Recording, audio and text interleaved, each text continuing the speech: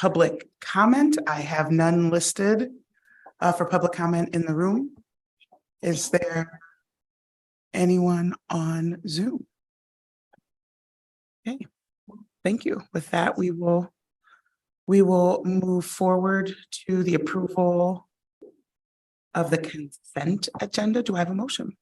I move the consent agenda be approved as presented. Second. Thank you. Consent agenda is a meeting management tool whereby the board is able to pass multiple items with one motion. Consent agenda has been reviewed by the board prior to this meeting. All those in favor? Aye. Aye. Aye. Any against? No. Consent agenda passes. Next, we have the establishment of the regular agenda. Superintendent, is there any changes to the regular agenda? There are no changes to the regular agenda. Thank you. Okay. Let's move forward. Our first agenda item is a recap of the board work study. The board met with members of the administration just before this meeting on EL 14, which is our instructional programs. This time slot is an opportunity for sharing of learnings and insights from that session. Who would like to get us started?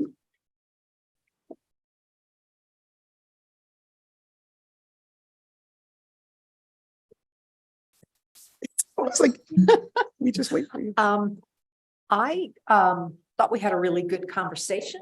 I particularly liked when we discussed Director Gallinger's point about why do we have predictable outcomes? And I think you were the one who said what would have to be true for us to have unpredictable outcomes at elementary school. And I thought that that was a very rich conversation about what do we need to do? What tools do teachers need to have in their back pockets that they can immediately say, this is a student who has this need and this need and this need. Here are the things I can give him. And I appreciated the depth of that conversation. I thought it was very rich. Thank you. Yeah, I just asked myself, like, should we have this conversation every meeting in order to finally, I mean, I think one, the conversation isn't done, but we have to get to a point where something's different. And I don't know what it's going to take. But I know that we've got to do something different on behalf of students after students after students that are coming through our system. And I think one of the keys is when we prove to our students and our community and the region that we can do it differently. I think from a pure marketing standpoint, it's critical. Like when we see losses in our elementary education students and families, we aren't seeing that in our secondary schools. So I think this gives us an opportunity and should give us motivation to figure out something different in our elementary schools that will set us apart from the region for why students need to come and benefit from education in our system. I think the other thing we touched on was what opportunities for students to really explore their learning. And there's so many limitations in middle school. And just the opportunity because of how we've structured it, our requirements around classes, that's driven by the state and how we've structured the schools, but also in who chooses what opportunities are available for electives. And now, is that chosen because those are what interest students, or is it chosen because teachers have 5 classes to teach and 4 of them have already been dedicated? So they're the additional, they have a class they need to teach, and it's a teacher selection. So are the adults in the building choosing what opportunities for exploration, or our students? And I think that that's something I still didn't feel I really had an answer to. So I'm looking forward to further discussion on this topic. And I think to roll that forward into into high school, I thought this was kind of laying the groundwork for the conversation that we're ultimately going to have with regard to high school 4 and comprehensive high school 4, and what changes are we going to make at each high school to give students more career-related opportunities and certificate-related opportunities, and how, that's going to be a place where the choices will be different at each school, intentionally so. And how do we manage that, right? That isn't something that we talked about in this work study, but I think some of this conversation sort of lays the groundwork for that conversation that we will be having over the course of the next year. So that'll be fun. Yeah, I think we'll spend the better part of probably the next year really focused on choice and opportunity and how that shows up. Today, we spent a bit of time talking about that, even at elementary. What are the mechanisms, even starting at elementary, for choice and for exploration, and how those can be consistently implemented or consistently available, which is one of the themes. And so what I appreciate about the conversation is maybe getting to some further discussion about what the board's communicated as a want of consistent implementation of program, and this idea of, where's my piece of paper? I liked the idea of firm goals, but flexible means. Like, how do we make sure that we have consistent outcomes, which Director Gallagher is talking about across our schools, that we have great goal setting, but that it's really the supports and the means in which to achieve that, which we have to make sure are in place and flexible. And how do we do that on a bit more of a known and thematic way? We spend, I think, a great amount of energy, and we have such talented people working at the individual, teaching an individual student support level. But I think we really do have an opportunity to look at where we know we have some consistent cases of challenges, and pre-packaged supports, have those available, really immediately available. So I think that idea of flexible means, not just at the individual student level, but at maybe thematic concerns we may find that multiple students have, and making sure that buildings are resourced, teachers are resourced to provide those quickly and consistently across the building. So obviously the flexibility remains with teaching, but the supports can be a bit more universal. I think that's super important as we go forward. We'll continue that conversation for sure. We didn't get through the entire discussion because it was so rich. So we'll make sure we have another work study scheduled as we have our run up to actually monitoring EL 14 instructional program. Superintendent, anything you would like to add as well? I would just say we did touch on some conversation around, we can't do it all, but we have to focus within our resources, both financial and human capital and time, about where we can and should be applying our efforts to make sure that we are delivering on that for all kids in the ways that they need it. So that was something that we talked about. Any other final thoughts from the board? One thing we didn't talk about was that the very first bullet point in EL 14 is to ensure that instructional programs are based on a comprehensive and objective review of best instructional practice research. So where does that step in with some of the other conversation around, are there research-based, evidence-based programs that we can be using? Is that what we're basing our current programs on? And are we finding the results? Or is it that really, if you look across the nation, the opportunity gap is nearly universal? Are there places where they've done something different and gotten different outcomes?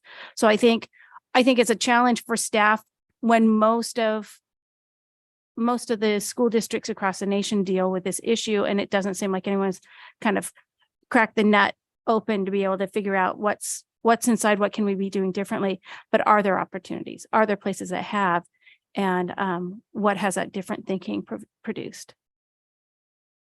Yes. What must be true in order to have a very different outcome is I think will be a good start for that conversation.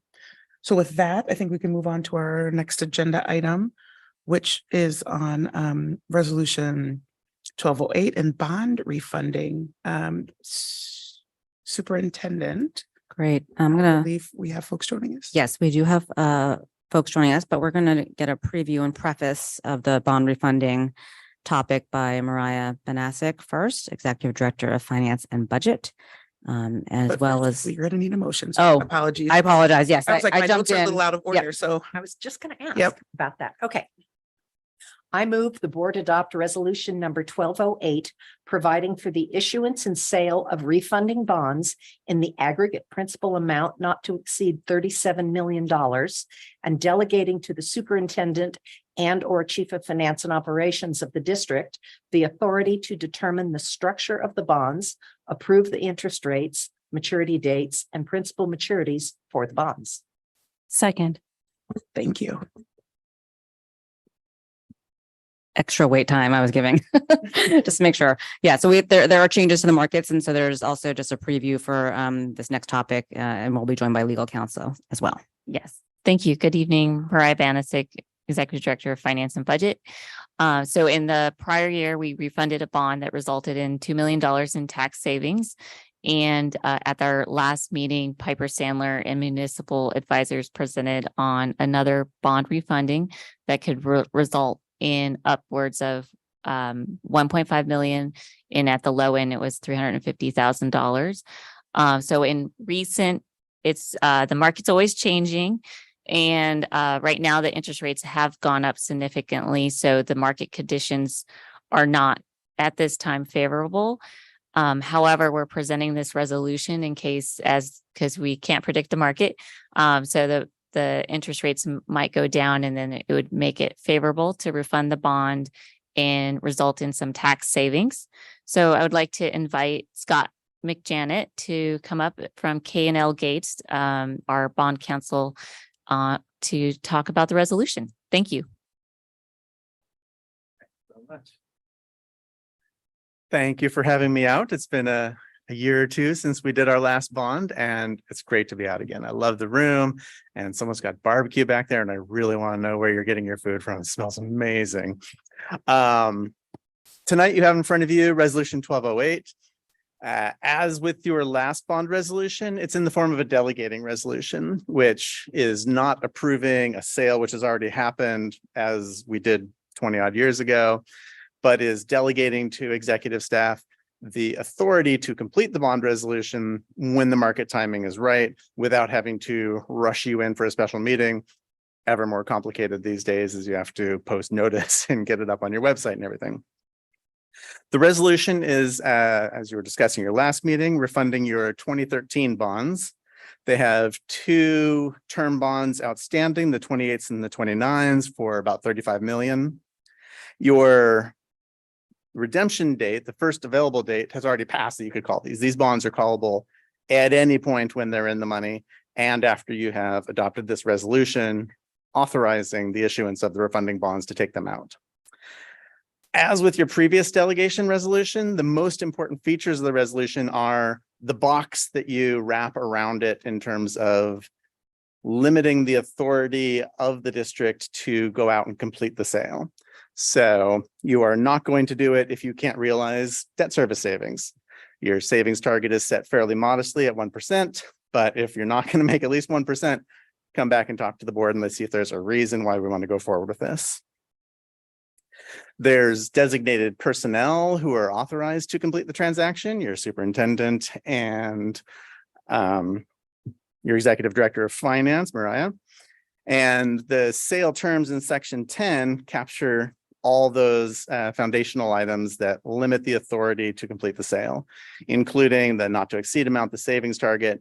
There's a true interest cost. If it's going to cost the district more than a 5% all-in costs for the cost of financing this bond, come back and talk. Maybe that's too expensive of a debt that you want to take a second look at before you finish it. And most importantly, for money that's temporarily maybe looking a little less viable as a refunding right now, there's a delegation window. So you have until June 1st of 24, giving you a 9-month window to watch the market, see if it presents a strong case for refunding. You're not locked into doing it this month or next month or by the end of the year. You've got a limited window where refunding these bonds is on the table. And if you can put together a transaction that satisfies all those criteria within the time, you're welcome to do so, subject to the other restrictions of the bond resolution, which are really exciting only to me. I recognize that. No one else cares about so many details, but it has all the things in here that the IRS really cares about, and maintaining your tax exempt status, not having too much private use within the, like not renting out to Denny's, the facilities that or other private interests, not making too much money on your investments, which is a strange tax issue which has come back into the play as interest rates have gone up. All of which is in here, delegated out. Happy to run through it if anyone had any questions on any of the more esoteric, mysterious parts of the bond resolution that only I read every time very carefully. Outside of that, if there were any other questions on the nature of the delegation resolution or the terms of the sale, the designation of the refunded bonds, sorry. And you can refund all or part of the bonds. If only part of it should happen to come into the money, you retain that flexibility in designating part of the 2013s, not all the 2013s. Wonderful. Absolutely. How about I do this? Why don't I do a call for public comment or input, and then we'll get to board questions. So is there any public comment in the room? Any on Zoom? Thank you. Any from our students? Okay, just checking. Board comments or questions? No, I think this answers my question from last time, which was what happens if interest rates go up? So Yeah. this is what happens. That's exactly what our conversation was last meeting. Yes. Yes. I think this is pretty straightforward. Obviously, we love all those boundaries that you went through to make sure it makes sense to go through this transaction at all. I don't think at this time we have any more questions or discussion, which just leaves us to vote on the motion that is on the floor. So all those in favor? Aye. Aye. Seeing none opposed, motion passes. So thank you. Thank you. And let's hope we get some favorable conditions to make that work. Wonderful. So our next agenda item is works in progress, Superintendent. With that, I'll turn over to you. Great, thank you. I thought I would continue to highlight some of the things that I've been getting to see at the various different school sites and operational sites and program sites that we have. Now that we're still in the first 30 days, really, of the school year. I've been able to also get to now 29 of our 32 sites. They're external to this particular building, and tomorrow I'll be headed to a couple of those last sites as well. But at Pacific Cascade, one of the first things you see as you enter is the commons. So spent some time during passing, which is a great thing because you get to really see kids in their hustle to classes and otherwise, and got a good opportunity just to check in and talk with our students. In particular, though, I also visited a class where there was a book challenge and getting students to think about how many books they were interested in reading by their own choice throughout the year, and a discussion on their favorite books so far. So that was pretty exciting. And we did talk about literature as a key choice for instructional program as well earlier in our work study. At Beaver Lake, I had the opportunity to meet a new teacher who is actually a former student of Executive Director Sherry Cox when she was back in the middle school as a principal. And this new teacher is now leading the ASB at Beaver Lake. And the group was discussing how to continue to foster positive school culture by creating themes for the different hallways. And they were learning, and they were deep in the negotiation with each other, how to make sure that voice was included and allow for dissent and different ideas. And then I think I asked them a question of, so how are you going to decide? So they're like, okay, vote. And they went with majority vote. So not much discussion around the decision-making models that do exist, but it was a fairly quick vote to go with something, which was pretty fun to see that work in progress. At Cascade Ridge, I was greeted by a fifth grader who was very importantly naming himself as a student ambassador. And he said he wanted to put in a good word for the school. So I love when students come up and talk about their excitement for their school experience and their respective school community. And I also got to see the PTSA kicking off their work as well in the building with some of their various efforts being posted publicly on bulletin boards. At Cougar Mountain Middle School, I had the opportunity to walk the school with our new assistant principal, Jennifer Johnson, who's not new to the role of assistant principal, but she's new to CMM, Cougar Mountain Middle School. And she does have 2 students in the district, and you were able to meet her with our new administrator. Welcome. And we had an opportunity to calibrate on teaching what we're seeing in classrooms, and that was pretty fun for me to be able to do that. At Cougar Ridge Elementary School, I saw some great classroom strategies to help with linking to interests that our students have, such as video games. And so a lot of the incentives and items in the classroom reflected gamification. How do you level up? How do you unlock the next thing? That was pretty fun to see. And I'm seeing actually more of that now in other schools. And I'm not sure if that's because I'm noticing it and therefore I'm seeing more of it, or it's actually a bit of a new set of ways to represent incentives and learning levels. So that's been pretty fun.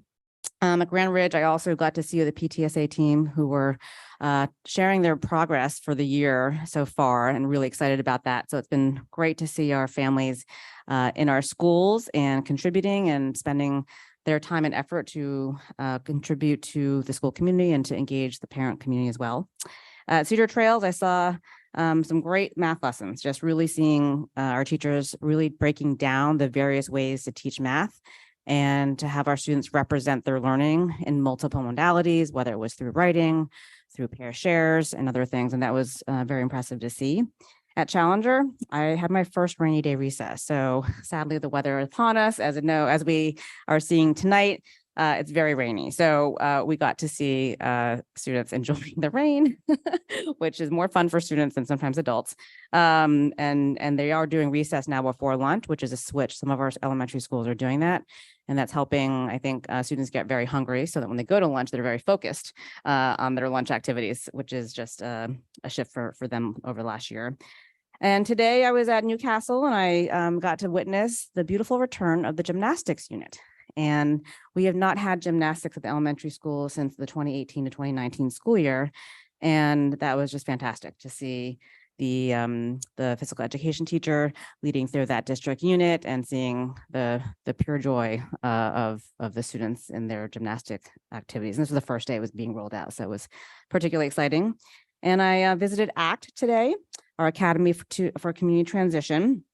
And I do want to share that the ACT program this year, in collaboration with the Salish Lodge, is developing an internship experience that allows students to build their skills related to hospitality and all the things that go with that: retail, table service, the spa services, in-room dining, et cetera.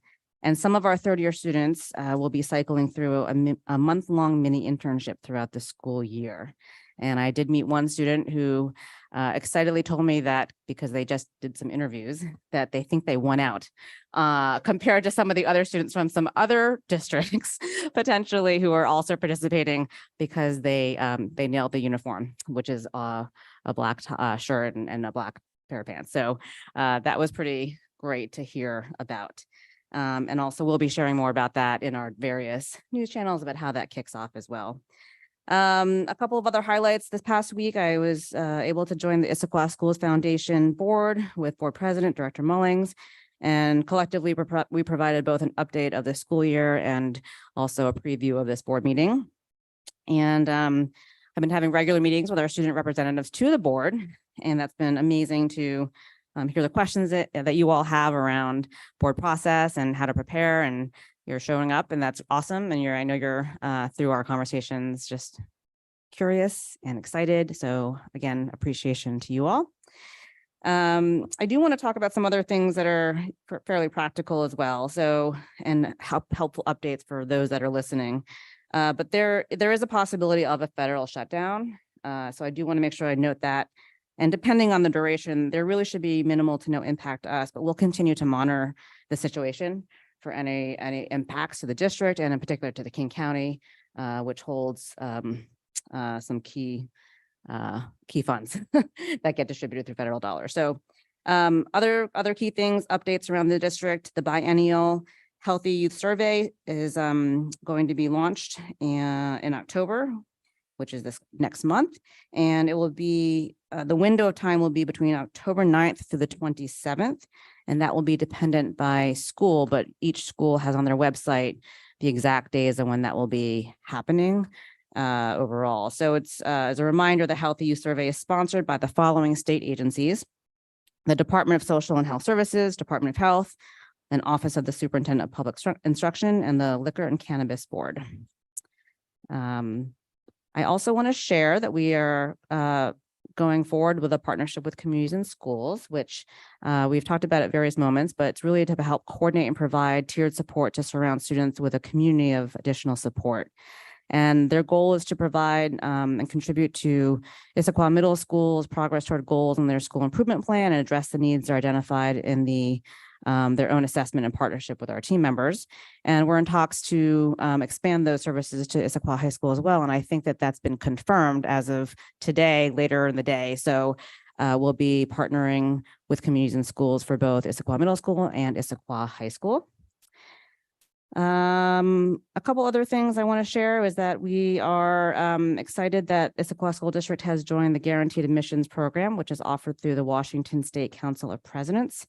And basically, this means that participation in this program allows for seniors in the Issaquah School District to be offered guaranteed admission to the state colleges, including Central Washington University, Eastern Washington, the Evergreen State College, University of Washington Tacoma, Washington State University, and Western Washington State University. If the student has a 3.0 GPA or higher and is on track to graduate. So that's a really big opportunity as well. So I see a question from one of our students. I can pause or I can share my last comment. Okay, great. And then I wanted to share that with our adjustments that we've made to the dual language program, specifically in the consolidation to one site from two sites, and now at Issaquah Valley Elementary, and with the integration of multi-learner instruction, the program now qualifies for the first time for a grant program from OSPI, the Office of the Superintendent of Public Instruction. And that grant right now is in the amount of $25,000, and that will go towards classroom support and program support. So those are my big updates around the district and FYIs for the public. Thank you, Siddharth. When you mentioned that there was going to be some community program with Issaquah Middle School and Issaquah High School, which just recently got approved for Issaquah High School, could you elaborate a little bit on some of the potential impacts this might have on IHS students? So it's a program, Communities and Schools, and we can certainly provide more information at a board meeting at a later date and time as well. It's a community partner that works with actually many area community school districts to provide additional supports for students related to coordinating outside services that families might need, that students might need, and helping to serve as an additional on-site presence to help identify that need and be a service. So it's additional capacity, both in terms of people in our schools to identify areas where students and families might have a need, and a helpful coordination of those services. Thank you for that. Any other? Awesome. Thank you for that update. Any comments or questions from the board on that? Wonderful. Okay, we will move to our next agenda item, which is a capital projects update. Oh, I see a CFO joining us at the podium. Superintendent, do you want to start with any comments?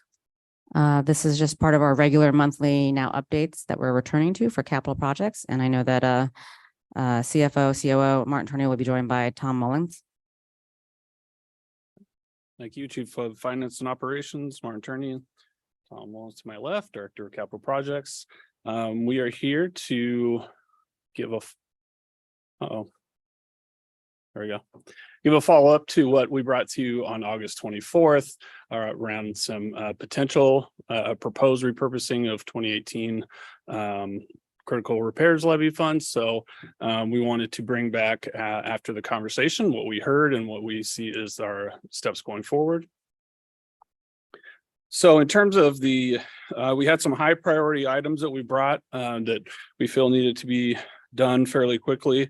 And we had an opportunity to use some unneeded funds from these two projects, 1832 and 1834.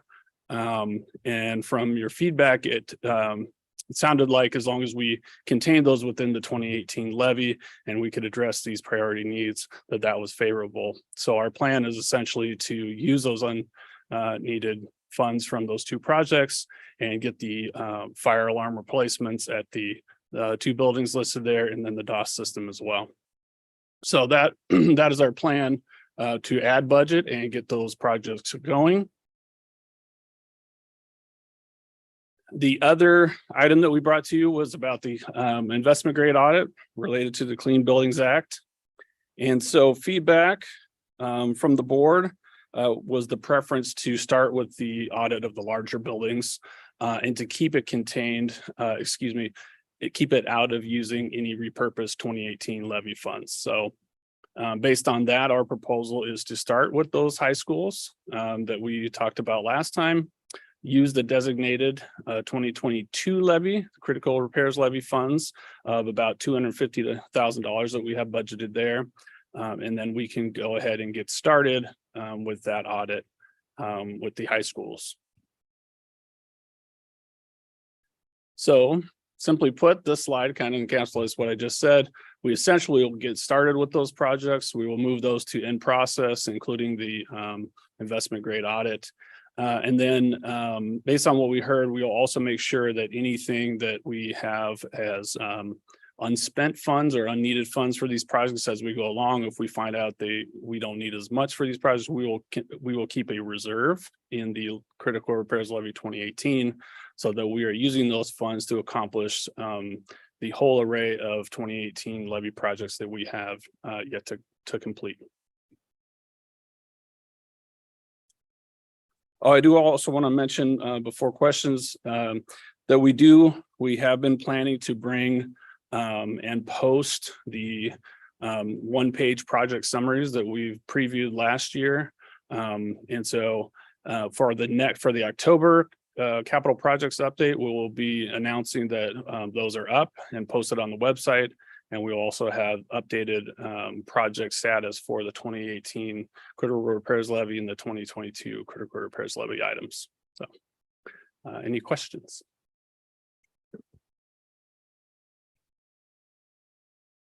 Thank you. Go ahead.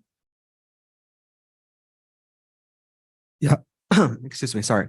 So one question I kind of have is, could you kind of explain more in detail what this act entails, this Clean Building Act entails, and how this might, benefit students or impact student lives? Yep, great. I'm going to actually hope that Tom will jump up here. He has a little bit more on the detail on this. The Clean Buildings Act was passed by the legislature in 2019 and revised in 2020. It requires that all buildings above 20,000 square feet, which all of our facilities are above that, so it includes all of them, meet certain energy usage guidelines. And part of that process is you go through first, you do an audit that determines where your buildings are at in their standards. Then we have to go through and find out how much that's all going to cost, and then do the actual work. It's everywhere from HVAC improvements, lighting control systems, all sorts of different items like that. You probably will notice possibly improved temperatures in the building, possibly better lighting a little bit. Nothing that we're doing is going to be some large glaring improvement or something visual. You'll come in, you'll go, wow, what did they do? It's a lot of behind the scenes systems and things like that. So Yeah, and so is this the first time that you've audited the Issaquah School District boardings, or have you done it before? We've audited them. They've been audited in different ways, never to this extent. This is a big push by the legislature to, as part of their green energy policy, to move away from fossil fuels. Everything is going to be towards energy savings and pushing more towards electric versus fossil fuels, this type of thing. So no, we haven't done any this type of auditing before. We've looked at energy usage, things like that, improve systems, improve lighting, all of that, but not to this extent. Thank you very much. Thank you. Thanks, Nathan. Yes, Director Weaver. So the last few buildings that we've opened and the board has toured with you, and we've talked a lot about all of the energy efficiencies and the use of natural light and the double paned windows and yada, yada, yada. Do we have any kind of assumption that our newer buildings will probably be pretty close to what they want versus maybe some of our older buildings would require more retrofitting, or do we just not know? It's kind of interesting. The initial benchmarking audit, which strictly takes energy usage and converts all energy usage, which would be gas and electricity, converts it all into electricity and puts it in a scale that they have set up. We have 17 of 31 buildings that fall above that in energy usage. It was surprising that some of the newer buildings, Pine Lake Middle School in particular, was above. It was slightly. It's going to need a little bit of work. We think we can tweak some of the control systems and get there, but there wasn't a lot of rhyme or reason to the list. And I don't have it in front of me, and it's been a while since I looked, but we can sure provide that to you and show you the benchmarking. It was kind of interesting. Some of the older schools fared well. Some of the, for example, Issaquah High School fared poorly. And Issaquah High is only 12 years old. So it was interesting. And some of the buildings that didn't fare well, we think we can get in and tweak the control systems and recommission and do some things to bring things in alignment. Some of it is just Issaquah High gets used an awful lot. It's open longer during the day than, say, an elementary school. So you're going to see a higher EIU, energy use intensity, on the scale. And that's something we're having to take into account. There also is, how long are these buildings used during the day? Yeah, and then this is more of a comment than a question, because you're probably not going to know the answer, but given, I mean, this is a big bill. This is a big deal. It, for us, seems to be at this point an unknown price tag. And we keep hearing about all of these little districts out there that can't even pass their bonds, and it's raining in the gym and all of these other horrible things. There was just no thought given to how districts were supposed to finance this. I mean, we're fortunate that our community supports our levies overall and our bonds. A lot of districts aren't that fortunate. Is this just my exact question I've asked in our discussions we've had with Cale Gates and some different places? There's 280 something school districts in the state. How many actually pass bonds regularly? And I don't know how the rest of them will do it. Now, a lot of them are smaller. So whereas we might have X amount, they will in upgrades, they will have a lot less, but still $1 million to a small district or 500,000 could mean an awful lot. I think the state's going to have to do something and step in to help. Now, what that looks like, I'm not sure. And Harlan, is this anything that WASDA is talking about at all? I mean, you just came back from, what do they call it now, General Assembly? Yeah, not this particular topic with school construction, but certainly school construction was part of it. Because it just seems like this could be a really big deal for a lot of districts. Everybody, I think all this districts are addressing it, but from what little bit I've seen, a lot of them, I don't want to say their heads buried in the sand, but they're keeping a low profile because they're asking the same question. What are we going to do? Director Moraldo? I would be interested in the legislature's fiscal note on this. Because typically when they pass a bill, right, they're probably thinking, oh, this is a policy bill.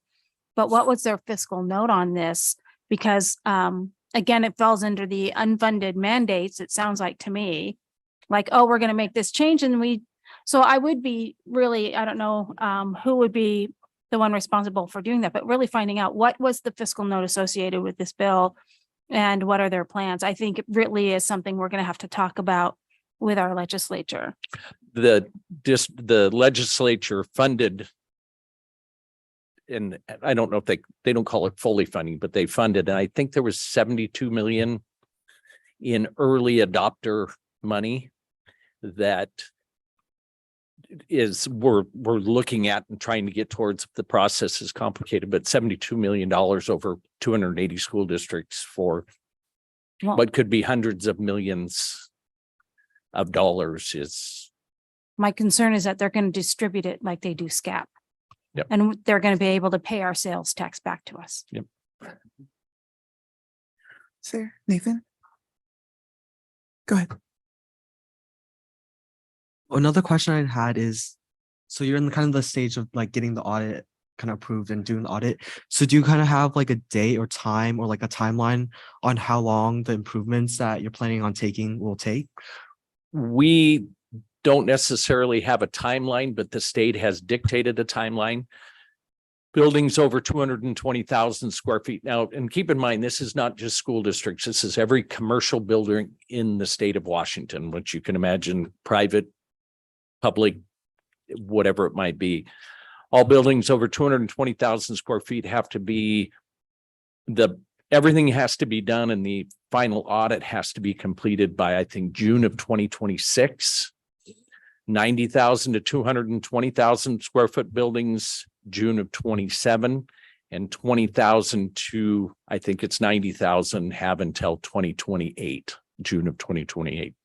So they put a timeline out there, and we're trying to figure out how to achieve that goal.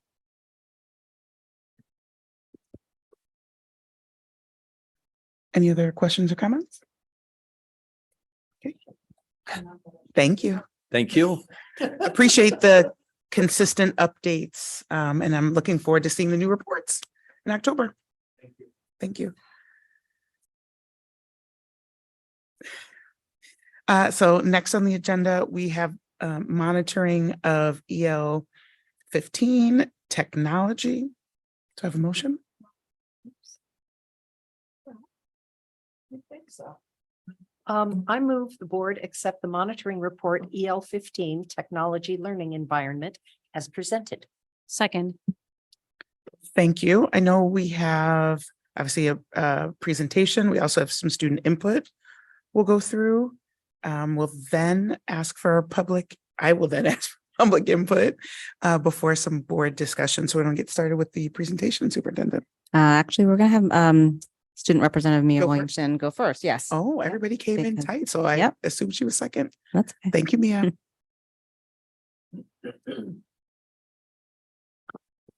Hi, I am Mia Williamson and I am from Liberty High School. Today I'm presenting on student input on EL 15, which is technology.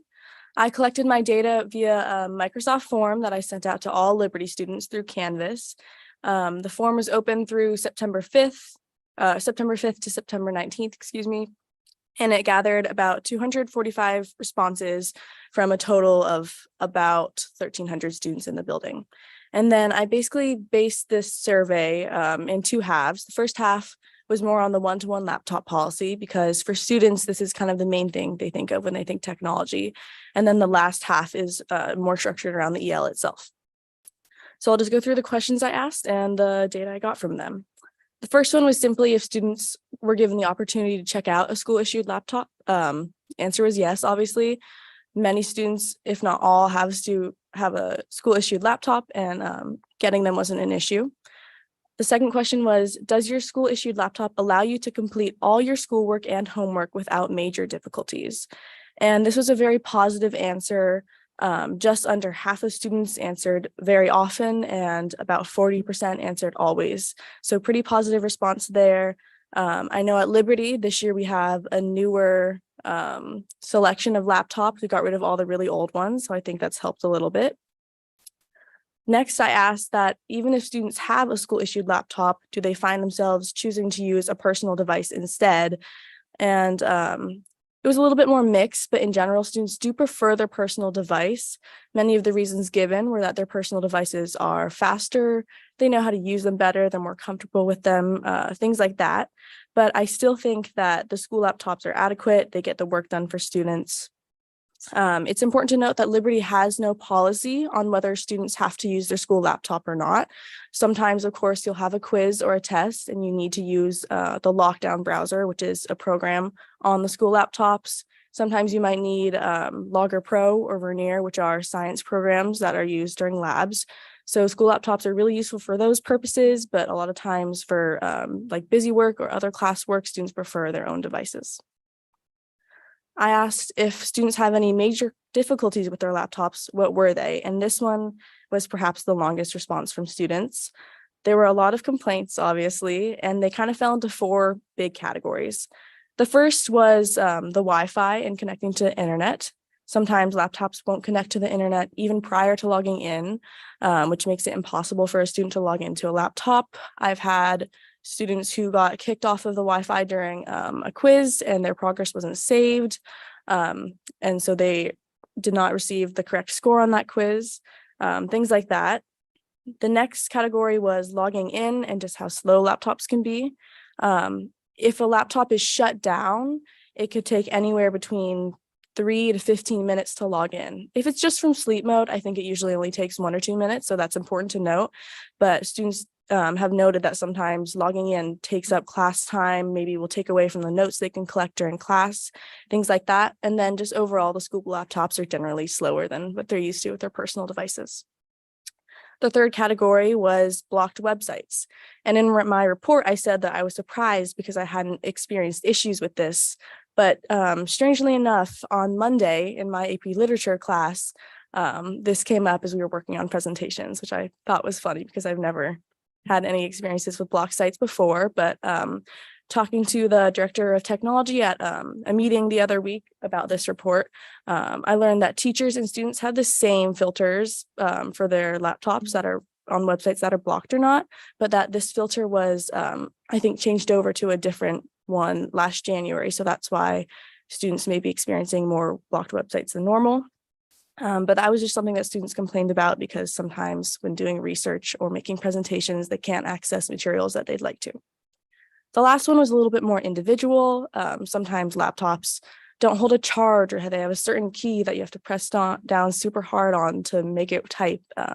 And those are things that are less applicable to the district and probably more relevant to the actual technical experts in the building, but it's still an important thing to note in regards to the one-to-one laptop policy. And then the next 4 questions were statements based around the language of the EL itself, and students were asked to respond with how much they agreed or disagreed with the statement. The first was, the district provides equitable access to technology. And this one was very positive, almost split 50-50 between strongly agree and agree. Obviously, there was some neutral, but that always happens. I think students, yes, they tend to complain about the school laptops, but they understand that having the laptops available to them gives lots of students opportunities that they wouldn't have otherwise. The next statement was, the district provides access to advanced technologically rigorous courses for students. And this one was also pretty positive again, but about 20% of students responded neutral. I know at Liberty, we're offered multiple levels of computer science courses. We have a graphic design course, and I think there are some video production courses as well. So there's some variety there, but I still think students would love to see even more, especially as technology becomes increasingly relevant in our lives. The next statement was, the district establishes expectations of use of technology by students. Very positive here. I think students understand what they're supposed to and not supposed to do with their technology, whether they follow that or not. And then the last one was, the district prohibits the use of technology for illegal or indecent purposes and uses that disrupt the learning environment of students. Again, very positive, which was not a surprise, but nice to see, because sometimes, technology can disrupt class, whether that's being distracted by a phone or a timer going off or things like that. But I think that students were pretty positive about this, and the school issue technology especially is not an issue. The last question I asked students was open-ended, and it was, in your opinion, what can be done to improve the use of technology in the classroom? Do you feel that the technology used by your teachers is sufficient? Why or why not? And this was pretty positive. Methods of improvement were given, most concerning Wi-Fi connection and how fast the laptops take to load and complete certain functions. Students felt like the technology that teachers use in the classroom was sufficient, a good amount. There was a debate about whether paper or online worksheets are better for certain students, which doesn't necessarily pertain to this EL, but was good to see that they were bringing that discussion up. There was a lot of talk about students liking to do Kahoots in the classroom, and it was generally pretty positive, except the more technical aspects with the Wi-Fi and the slowness of the laptops. So overall, I think the district is doing a good job meeting the requirements of this EL. And I think that students, while they will always love to complain about the school laptops, are satisfied with what they have. Thank you. Thank you, Mia. Awesome job. And that's a lot of survey results. I wish I could get that in my day job. I was gonna say, I felt like that was really thorough. Really high. I learned a lot. Really high response you. rate you're getting. We should talk about marketing. We should- Superintendent, I don't know who's kicking us off from. Rich Melish, Executive Director of Teaching and Learning Services, will kick us off, and we have many team members here to also weigh in. All right, thank you. Thank you, Mia, for that report. That was wonderful to hear. Thank you, directors and superintendent, for hearing our report today. The team effort that went into the works that we are reporting on tonight is being represented by myself, Rich Melish, Executive Director of Teaching and Learning Services, Martin Turney, our Chief of Finance and Operations, Kathy Kropp, our Director of IT Infrastructure, and Diana Eggers, our Director of Educational Technology. We'd like to start by thanking our community, because nearly everything that we report on tonight is possible because our community supported the technology levy, allowing Issaquah schools to take this next step in our technology integration. Guess I forget I gotta do that. All right. So the 2022-23 school year marked the first year in a new journey for Issaquah Schools technology program. The transition to a new technology allocation plan, including the secondary one-to-one, was marked with new opportunities and the ongoing monitoring and support. The plan was designed to ensure both equitable access for students and consistent and predictable technology around which teachers could plan instruction. Indeed, in our first year of implementation, we did achieve those distribution goals, over 17,000 student computers distributed. And we were able to begin the multi-year training and coaching program for teachers. And we did see a marked increase in the use of technology in classrooms in comparison to the previous generation of work we did with technology.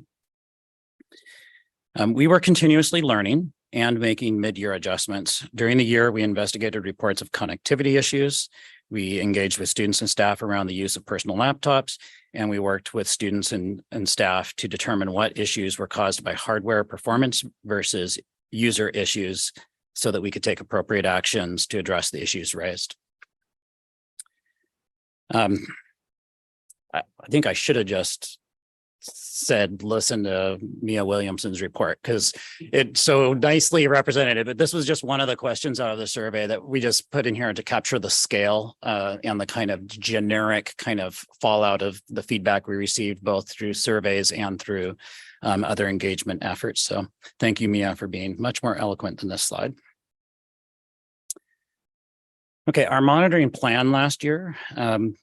Last year, we did monitor the implementation, and we used 3 types of feedback. We used some technical network data and did an independent audit. You'll hear more about that. We paid close attention to our technical support requests, and we did direct end user feedback through direct observations and discussions and the use of surveys. Hold on. So I'm going to invite Director Kathy Kropp up to share a few of the actions that her team took as a result of our implementation monitoring.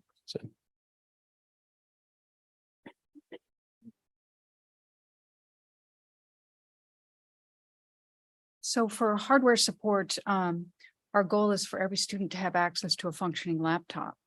The IT department had approximately 7,600 work orders completed during the previous school year. That was for both staff and student hardware. To speed laptop repairs, an instant replacement program was instituted for laptops sent into our central hardware repair facility to make sure the inventories were not depleted too much at each school from hardware repairs. Additionally, as mentioned previously, a particular older model with a slower spinning drive was identified for expedited replacement. And as of this school year, I believe there's only 9 still left in circulation at high schools. And then on the network side, an independent audit was commissioned of our wireless network, and this validated the design, hardware capacities, and performance for the full one-to-one implementation.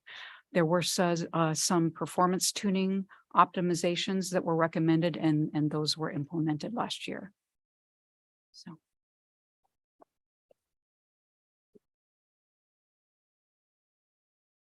Thank you, Kathy. I'm Diana Eggers, Director of Educational Technology. And first, Mia, I misspoke last week. So I did talk to Kathy here, who is our Director of IT and Infrastructure, and the filters are a little different for staff members than they are for students. So that might explain a little bit of what you were getting in the report and feedback from your peers. Some key actions that we took. We increased the number of laptops available to our K-2 students and teachers. We developed and pushed out information on maintaining a functioning laptop, and it also goes hand in hand with Mia's conversation about it's, you know, if you just shut the computer and don't shut it down, then it opens up a lot faster when you go to your next class. However, regularly restarting, maybe not daily, maybe not between every period, but that regular restart does allow those updates to happen. And so if you leave it not shut down, or you don't turn it on and off again, then some of those updates don't happen. We also shifted our guidance regarding personal laptops. So students are able to bring their personal laptops to school, and teachers are also then able to require school issued laptops when they need that specialized software or they want to run the Dino or the lockdown browser. And then we also in the spring piloted what's called Securely Home. It's an app for families to use that they can monitor and restrict internet access on the school device when it's at home. So that just rolled out to all secondary families. I believe the message went out last week, so very timely. All right, so those were some of the big bucket items of actions we took resulting from monitoring, and we know we're not done. We have been doing this program for 1 year, and we will continue to monitor and improve the program. And we would like to do that by continuing to do some surveys, continue direct observation and engagement. We found it incredibly valuable to go in and see the computers being used in the classroom, see how long it took classes to start up their computers, and see what, when things weren't starting up as quickly, was getting in the way. Systems monitoring will continue, whether that's tracking work orders, using our network matrix. And then we have also put in our tech plan and advisory committee work that we can discuss as well. But what will guide our monitoring for this year, we thought about some of the questions that we want. On the educational use side, we've articulated in the tech plan 6 expectations for teachers to guide monitor that we will ultimately try to get to this is what we're trying to accomplish in every single classroom. But for this year, 3 of the questions that really popped out to us were to really look at our students accessing content and engaging with the learning using the technology in multiple ways. Has the technology helped them to organize their work and keep up with everything that they have to manage as students with multiple classes, multiple teachers? And does it help them do two-way communication with their teachers and other students at times to make sure that they're getting feedback and able to work collaboratively with their teacher? On the technical side, reliable technology, are student laptops properly functioning as expected? We will continue to look at that. And do students know how to get technical support quickly if they experience Wi-Fi or hardware issues? And do our users all know how to do that basic troubleshooting so that if it's something quick and easy, they can get it fixed on their end? EL15 is more than the one-to-one program though. And so we also wanted to point out that even though a lot of our energy about technologically rigorous courses goes into our high school courses where things kind of culminate, really the beginning of developing the background for our technologically rigorous courses starts in the first year of entering our system. where we want to in the elementary build those foundational skills and help foster interest in technology and technology rigorous concepts. And then in middle school, you see that increased choice, you see that increased range of applications and an increased range of technologies from basic technologies to advanced. Last slide here, a lot of next steps. One is that we are looking forward to starting a new tech advisory committee to kind of advise how we move forward and evaluate progress towards our technology plan. We're continuing to really look at how technology supports our strategic plan. So that was new last spring to have a district strategic plan, and we believe there's lots of opportunities for technology to support that, and the technologically rigorous courses to support pathway work as that unfolds in our strategic work. We are right in the midst of year 2 of a professional development series, and our TOSAs and ed tech leads in the schools are out there helping teachers on a daily basis in the classroom and in the schools. Our strategic partners, we would like to keep expanding strategic partners because we know that we live in a community with a lot of technology experience and expertise. And we are going to be exploring emerging technologies. The big one these days is AI, but there will be something else that comes along too that we will be looking at to see where is the opportunities and how do we create healthy boundaries and how do we become learners of those technologies. We look forward to the discussion and questions that you may have, and we will be available for you. Thank you. Thank you. I would also like to share that my computer is forced an update during this meeting. And watch my anxiety level is a bit through the roof at the moment, but we still, I've been helped out with some backup. Just had to share that. That was funny. Thank you very much. I think because we have a motion, why don't I check for public input and see if we have any on that tab before we get into discussion. Any public input in the room on this subject? Any on Zoom? Thank you. Thank you for that section. So we can open up for discussion and questions. Board.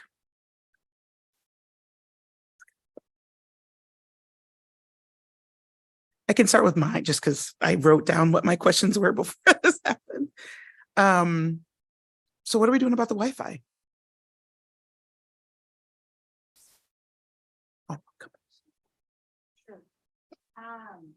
That just seemed to be the glaring piece that showed up in a couple of them. So I didn't hear the resolution on that one. So first of all, I did reference on one of the slides, we did conduct prior to the start of the previous school year. So in September of 2022, we brought in an independent network audit that did, as I said, validate our entire wireless structure, capacity, and authentications, et cetera. So from a systemic standpoint, we have validated that from an overall perspective that our system is well performing.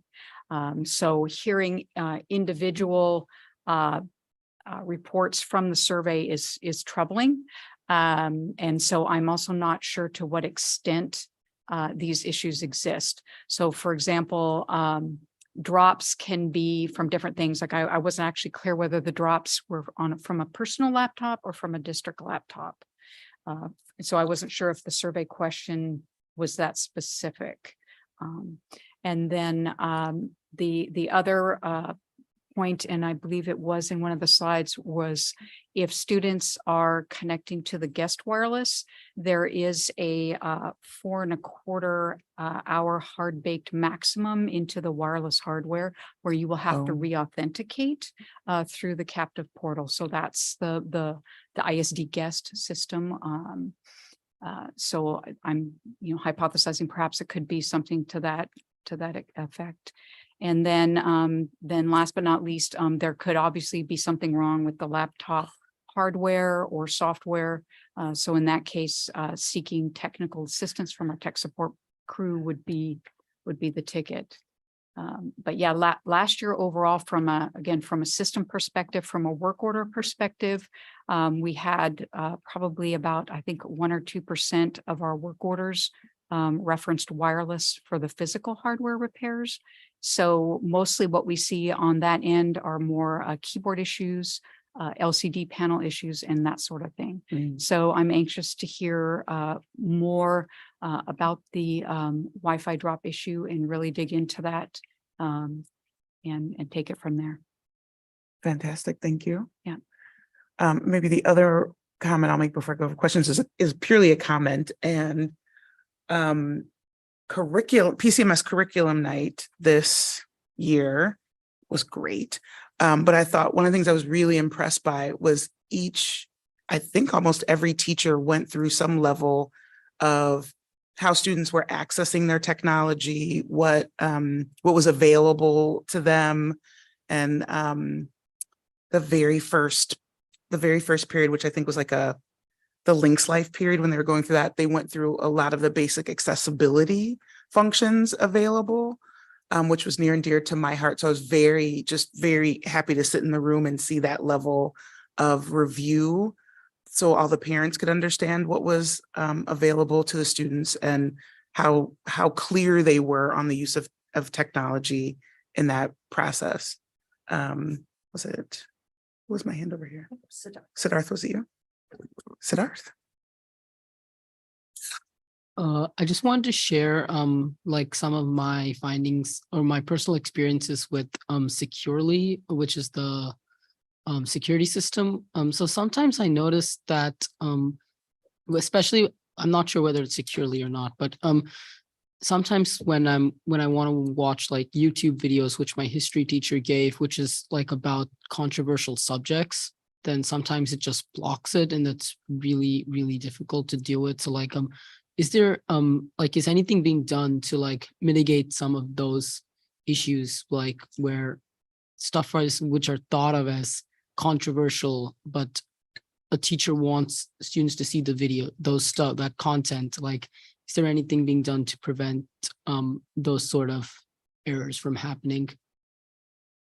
I think it's probably tied to the comment about the difference in filters, teacher to student. Yeah. Run our filters. Well, is it that, or is it just that teachers aren't aware that they're assigning things that are blocked? Right. I mean, it could be either one. I think that could be both. And I believe it was mentioned previously that, yes, the district has changed security filtering systems. And that change actually occurred near the end of the previous school year. So we had about a decade with the former filter of IBOS fine tuning and adding all these websites that were being inadvertently blocked. So we're kind of, although we transferred a lot of that whitelisting information from the previous filter, each filter vendor has a different way of categorizing and doing their library. And so we're still catching up with that. But we're very responsive, and we have been taking reports already the first few weeks of school here from teachers and unblocking, like usually within the same hour, so that can continue. Yes, you had a question.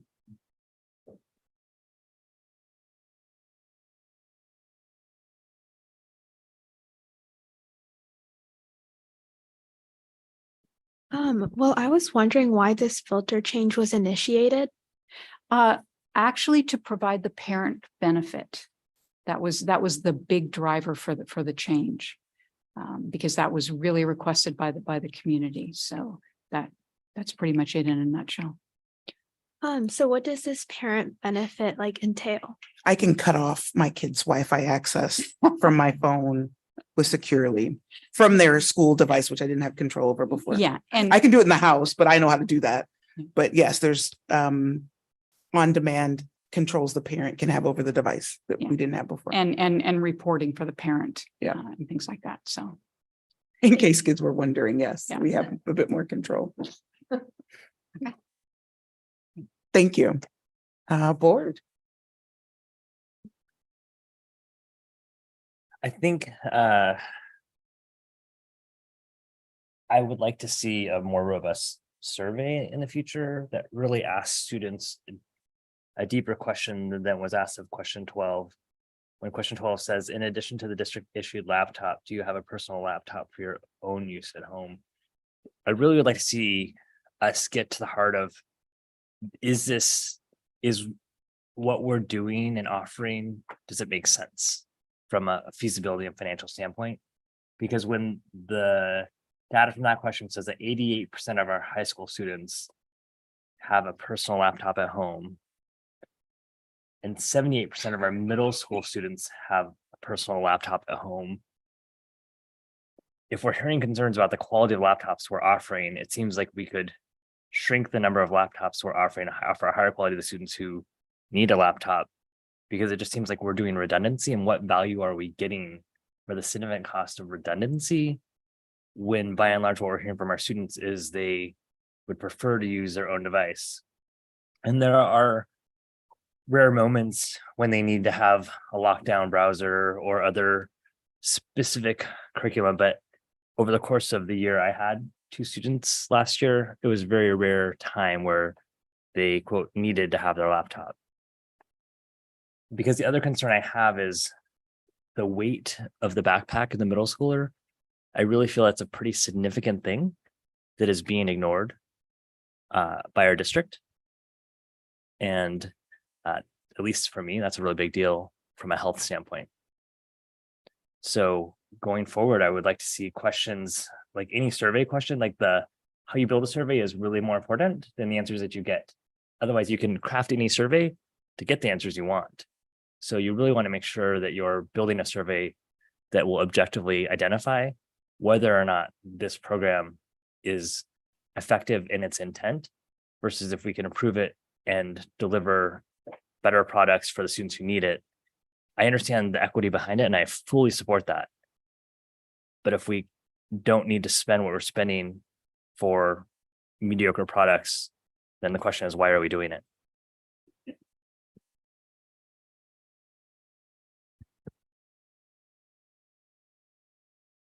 Other thoughts or questions?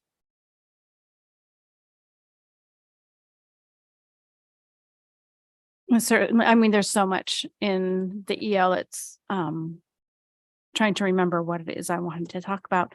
But I do think that when we look at the teaching and learning, and I think when we got an opportunity to be with some of our staff at the ASU GSV Summit, that we talked about future classes that students would want to take. And I think, Rich, we even talked about prompt engineering as a class.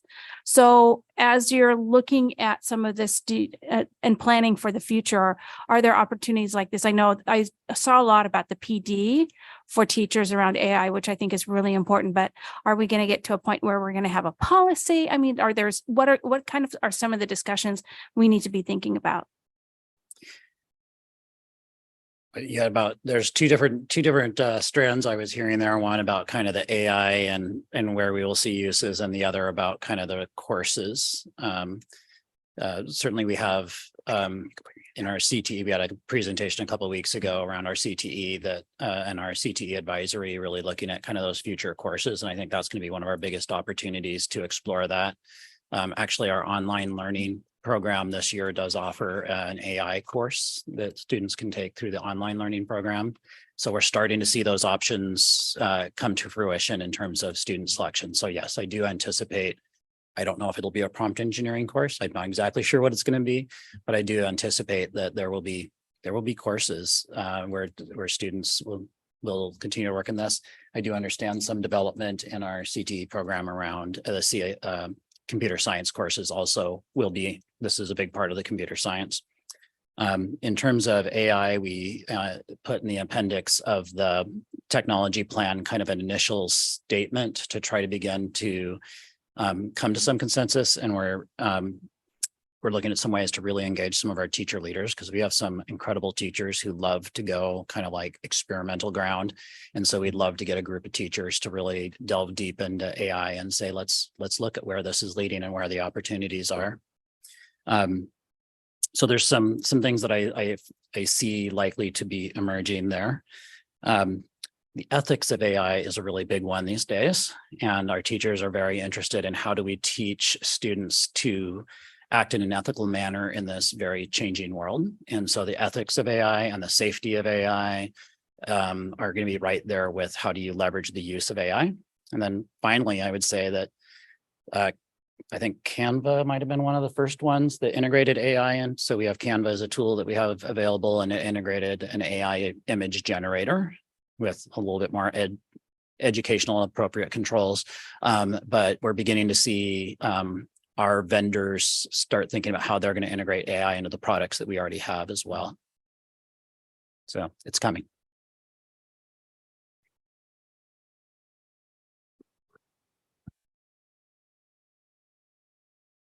So I think, well, actually, we'll go to Siddharth and then I'll go to my thought. I just wanted to come back to Director Gallagher's point, which he made earlier about like redundancy in school laptops. So I was just wondering, like, when it is required to use like those special features like a lockdown browser or a Vernier. So what will the students, like the vast majority of students with the personal laptop, how would they deal with that situation? Like, would they be able to install the application on their own laptops or something like that? Like, what do you see being the potential solution to that issue?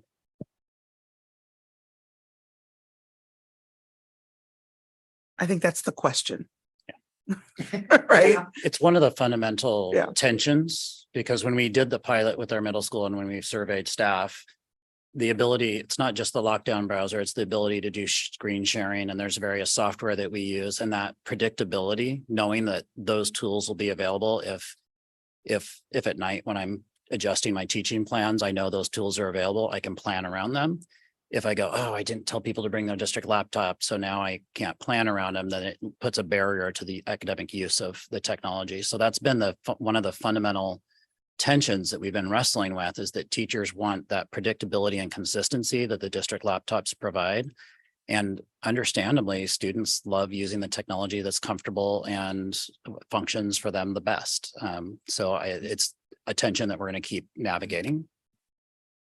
So along those lines, because I thought that one of the arguments against having students using their own technology is now there's 16 different kinds of laptops in my classroom. And if a student has a technical problem, I can't help him because I only know how to do the district laptops. Did we just somewhere along the line decide that that wasn't important, or did we decide that students were going to have to solve their own problems or default to a district laptop? I mean, obviously we changed the guidance. So how are we working around that? We're working around, actually, no, that absolutely did not go away. That's why a teacher, for some students, their teachers say, no, I want you to have your district laptop with you every day. And that way, if I want to do an activity and your personal laptop's not working, then you just pull out your district laptop and we can continue with the learning. So there are some teachers who have gone more that way, where they want that available every day. But at the same time, some teachers have found more flexibility with being able to say, well, if your personal laptop's working, I'll let you know when I need you to pull out your district laptop. It's a range, and that our flexibility that we adjusted to last year was meant to kind of put the power in the teacher to communicate with their students to make sure the tools that they need to pull off instruction are in the hands of the students. I have a question about number 3 about the rigorous coursework and access to it, particularly Issaquah High School. Unfortunately, the links that were put in the report are different than what was sent out to us on Friday. So I can't have you refer to it, but what you sent out to us on Friday said introduction to computer science. It was that at Issaquah High School.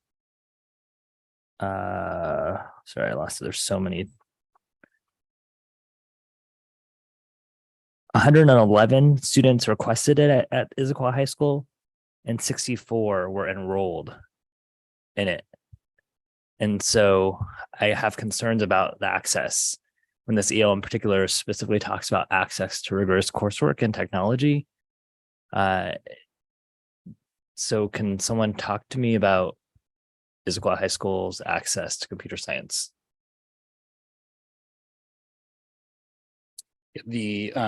I'm not sure, but to address the thing, those 3 links that were added Friday should be the same as today. They're not. The dates are even different.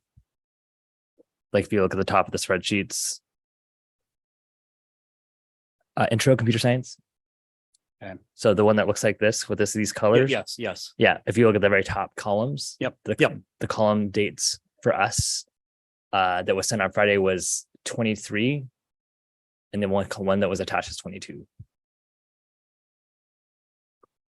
I have not touched that since Sure. Friday, so I'm But a little I just give the yeah. disclaimer because then I can't say Yeah. go link it up there to show people because Yeah, no, I will have to look into see what happened to that document link. So but the question but still the question remains. stands. Like, Yeah. why is there only half the students that requested? Yeah, intro I would computer have to science? I would have to look that specific up for you because I don't know the specifics around that course. Most limits to course selections have to do with either having the staffing, how many, if that teacher's teaching 2 courses, how many sections that they're able to provide, and whether or not there's another staff person that we can have to expand sections, or it has to do with scheduling. And I would have to, those are the 2 most common reasons why a student doesn't get the course that they select. But I don't know that we have anybody in the room who knows that specific course issue on that one. Okay. I mean, I guess I asked the question before Tuesday morning when I was asked to submit my questions to be answered. So I guess it's a little frustrating to me because I submitted the question to be answered tonight. And I'm a little flummoxed by why I don't have an answer. But it's fine. You don't have an answer. You don't have an answer. So be it. Yeah. But Well, I didn't catch this because I was just using the old charts. I didn't Yeah. bother to click on the link. So yeah, I would be curious as to why the numbers are so dramatically different. And I'm sure there's a good reason, but I don't know what it is. Because yeah, these 2 charts are completely different. when it's different school years, that's that part I understand. The charts are different because there's Oh, different school I'm years. sorry, you're right. So I'm not asking. Oh, That's oh. not my question. It's not about discrepancy between the Oh, chart. all right. I see what you It's said. purely the enrollment from the data that we were sent from the Friday update. Yeah, okay. Because my guess is intro to computer science is a gateway class to then be able to do AP computer science and the AP computer science principles. And so if they don't have access to the first one, how are they going to get to do the other ones? And that's what's really important. And so if we want to talk about rigor and access, we have to be able to make sure that they can get that entry level course. Mhm. But sorry, you have a hand from your students sitting. Yeah, so I understand. I guess the question is I just want to make sure we're carrying the right question. Mhm. Because I think what the response attempted to say was, what were the various reasons why there's a difference between request and registration? And those were a number, right? Scheduling, et cetera. So I'm just not sure what's the additional question that we still need to have answered on that point. Is it for that specific class to do a deeper dive on the difference? Well, what was the answer was like in the generalities, this is what the difference between registration versus scheduled. For this class in particular, I want to know what was the barrier, because what Dr. Waldo's brought up before is it teacher availability, or like what was the barrier because the only 64 students got to take intro to computer science at Okay. high school.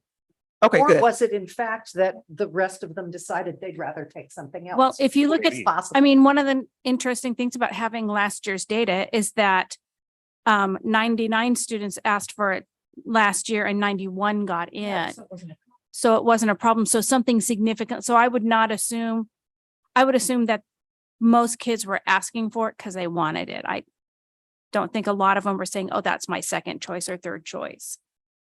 So it sounds to me like we went from having 3 sections of it down to 2. And so that to me sounds like an adult issue and not a student access. I mean, not that students are not choosing to. Wonderful. Okay, I just want to make sure we can get to the the specific remaining question, so we can get that answered. Okay, great. One quick clarification though. So my understanding, and this would need to just be confirmed by Rich or another team member, is that the intro is not it doesn't lead you into principles. So it's not like you have to take that one as a gateway to the next course. Is my understanding. So they're not dependent on each other is my point. That doesn't answer your question, which yes, was asked. So I'm just affirming that was asked, but we had some more work to do to actually also figure that out because we have to talk to the principal as well. So there's about course scheduling, these other questions that you're bringing up around how that played out. So we did have more work to do to find out the answer to that question. So just to understand what you're saying is someone can take the next level course without taking this one. Yes. Okay, it's not a prerequisite. Thank you. Who was the question? Siddharth. I think so I've been talking to like a couple of the CS teachers about like CS classes in general. And I think from what I've understood, like the issue is a lack of teachers, which are there, lack of staff. That's what I've heard from like the teacher which I talked to about this. And I think the data kind of shows like that because like 40 students being dropped, like that's, I think 40 students is like enough for one class, right? So I feel that it's just not enough, like there are not enough staff members to deal with that situation. Thank you. I'll note that it's also similar this year in AP Comp Sci. What specifically similar? That there's one fewer section. Got it. Than the previous year.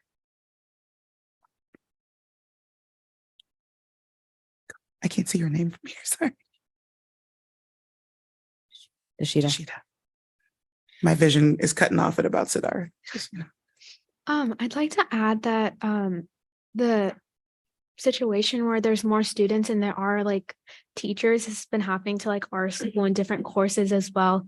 Where, for example, we have a sports med class and an advanced sports med class.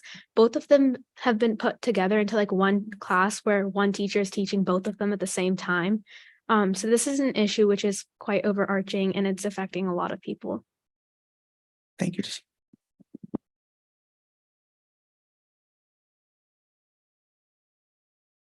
So I have a similar experience in my world language class. And since there's not many people who want to take it, a lot of the different like grade levels or like course levels are grouped together. So for example, like the third level would be grouped with the fourth. And like, since our school is IB, the SL and the HL would be grouped together. And I think that's also pretty big of an issue.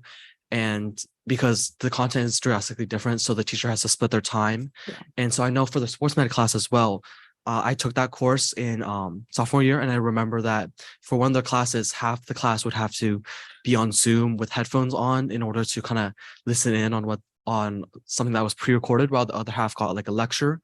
And so that is definitely something that is pretty prevalent, especially in courses where either there's not enough people or there's like an imbalance. Thank you. Siddharth, can you hold for me? Just want to make sure. Other questions or comments? The CEO.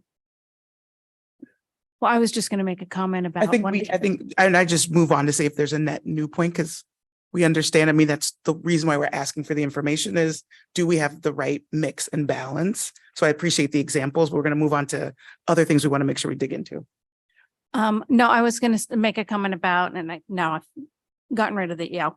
But in regards to some of the digital citizenship, I feel like there was more details about what that involves in middle school.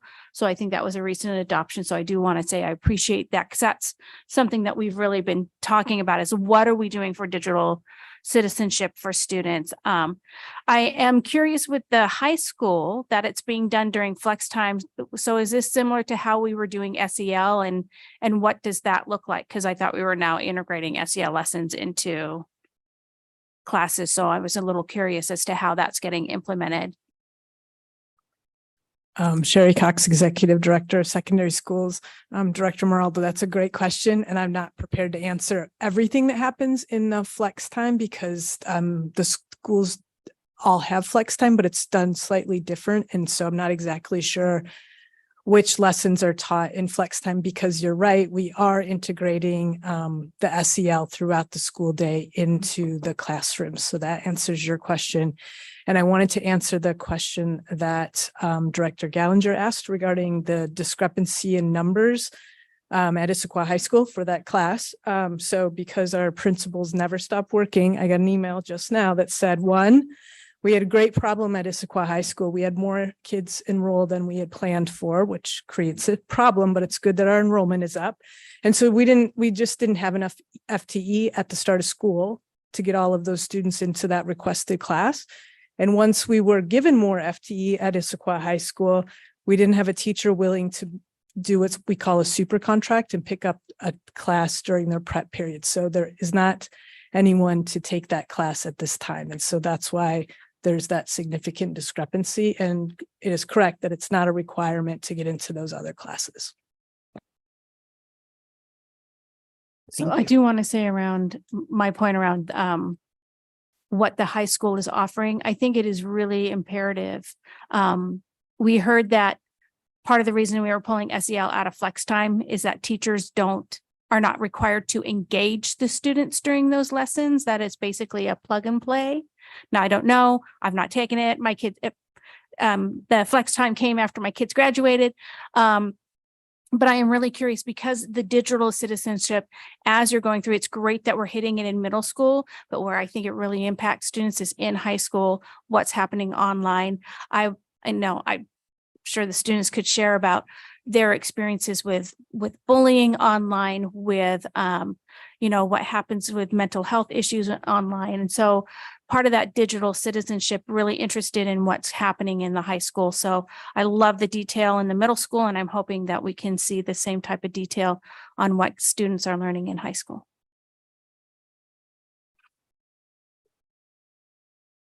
Other items?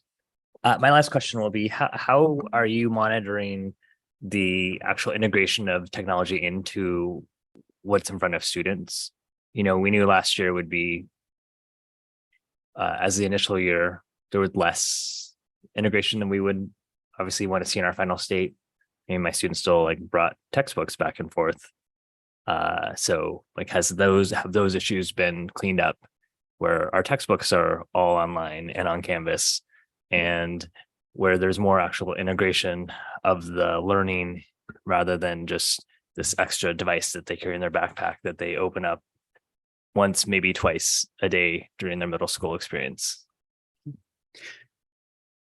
So in the there's a couple different answers on that. We did take a look into currently, I have not been able to find any courses where a student doesn't have the option to have a textbook at home and then a classroom set, so that they wouldn't have to take a textbook back and forth. So that shouldn't be the case where that's required. If a student wants a physical textbook at home, that's available in most of our courses that require a textbook, but they don't have to bring it to school. That should be the case, from what I was able to find. The question about the tech integration, so that it could be it's a very large conversation about how the technology training is going. So in the year 2, one of the things we're doing is really rolling out one of the things we heard last year was to articulate more clearly, not just the aspiration of what does the Cadillac version of tech integration look like, but what do we think of that minimum kind of required standard of implementation? And so we put some copies in the 6 areas. What we do find is that it is specific to every course and content. It's different. So those six areas that we hope to see every class integrate, and I can't give you a firm deadline, like we're going to get there by the end of this school year, but that is our goal over this time period, is to really move towards that, is to really engage the teachers in saying, now, how are you accomplishing these things using the technology? And to really get them to reflect on their next step on doing that. We also are really tying it to our instructional model with the universal design for learning, and really anchoring ourselves in the ISD work, so that it's not limiting, but that we are looking for teachers to be able to accomplish the 6 areas in here. And I could pull those out if I needed to. And I'm going to see if you would like to speak a bit more, Director Eggers, to that. Well, in our tech plan, we have two goals or maybe there's two strategies within the one goal that address, I think, what you're speaking to. And what we would like to see on the K-12 for all teachers are those technology integration expectations that were developed late last spring.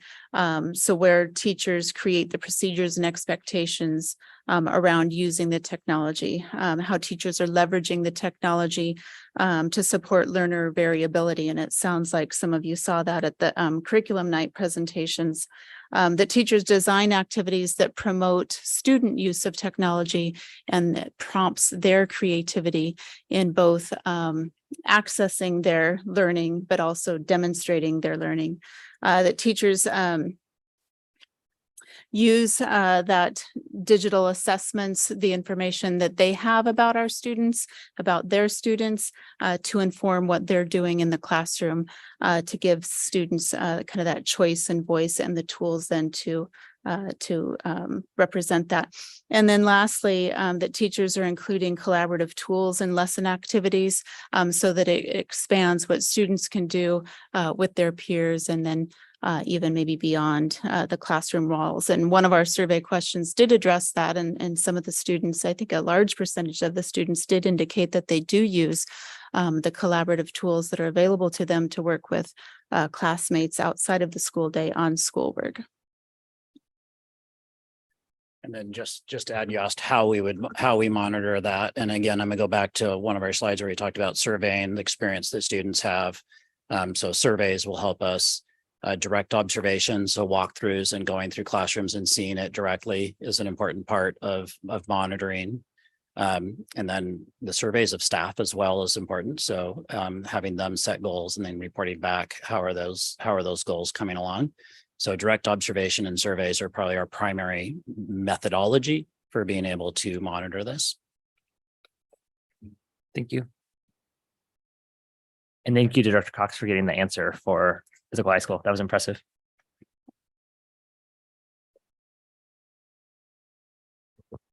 Any other questions or comments? With that, we have a motion on the floor. We'll move to a vote. All those in favor? Hi. Aye. Motion passes. Thank you.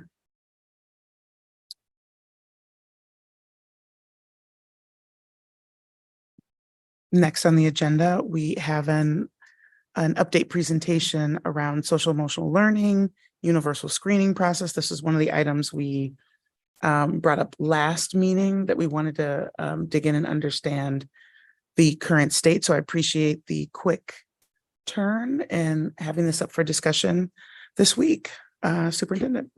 I also appreciate the quick turn and our team, members of our team are here to represent some of this work, although there are many more people who also work on social emotional learning and the universal screening process. So I'll let my team members introduce themselves.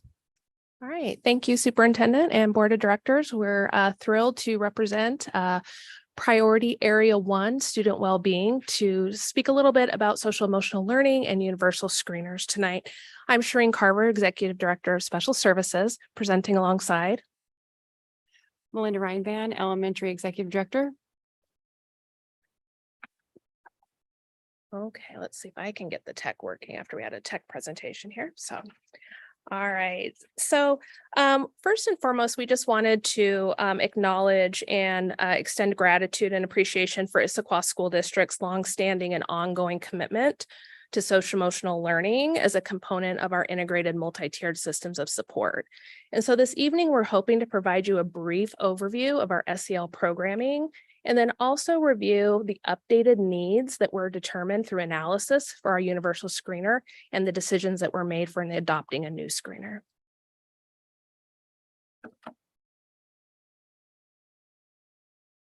So social emotional learning, I think of when I first started in the 90s teaching, we focused on the whole child. We've had social skills and of course, the whole purpose of it moving on throughout the years, went to emotional intelligence. And then finally in 2015, we were using it as an approach to address the risk that is preventing the risks that are providing a positive impact. So we're increasing engagement and skill development and pro-social behaviors, which in return is decreasing risk behaviors, distress, and behavioral challenges. And so through the years, when you look at Issaquah's participation, we have adopted curriculum. You can see at the elementary and high, we have a second step, and now we have the integrated standards across the content, which was mentioned earlier by Executive Director Cox. And we also integrate it throughout our school day with relevant assemblies and school culture activities. I wanted to note around early learning. You may have heard of the pyramid model.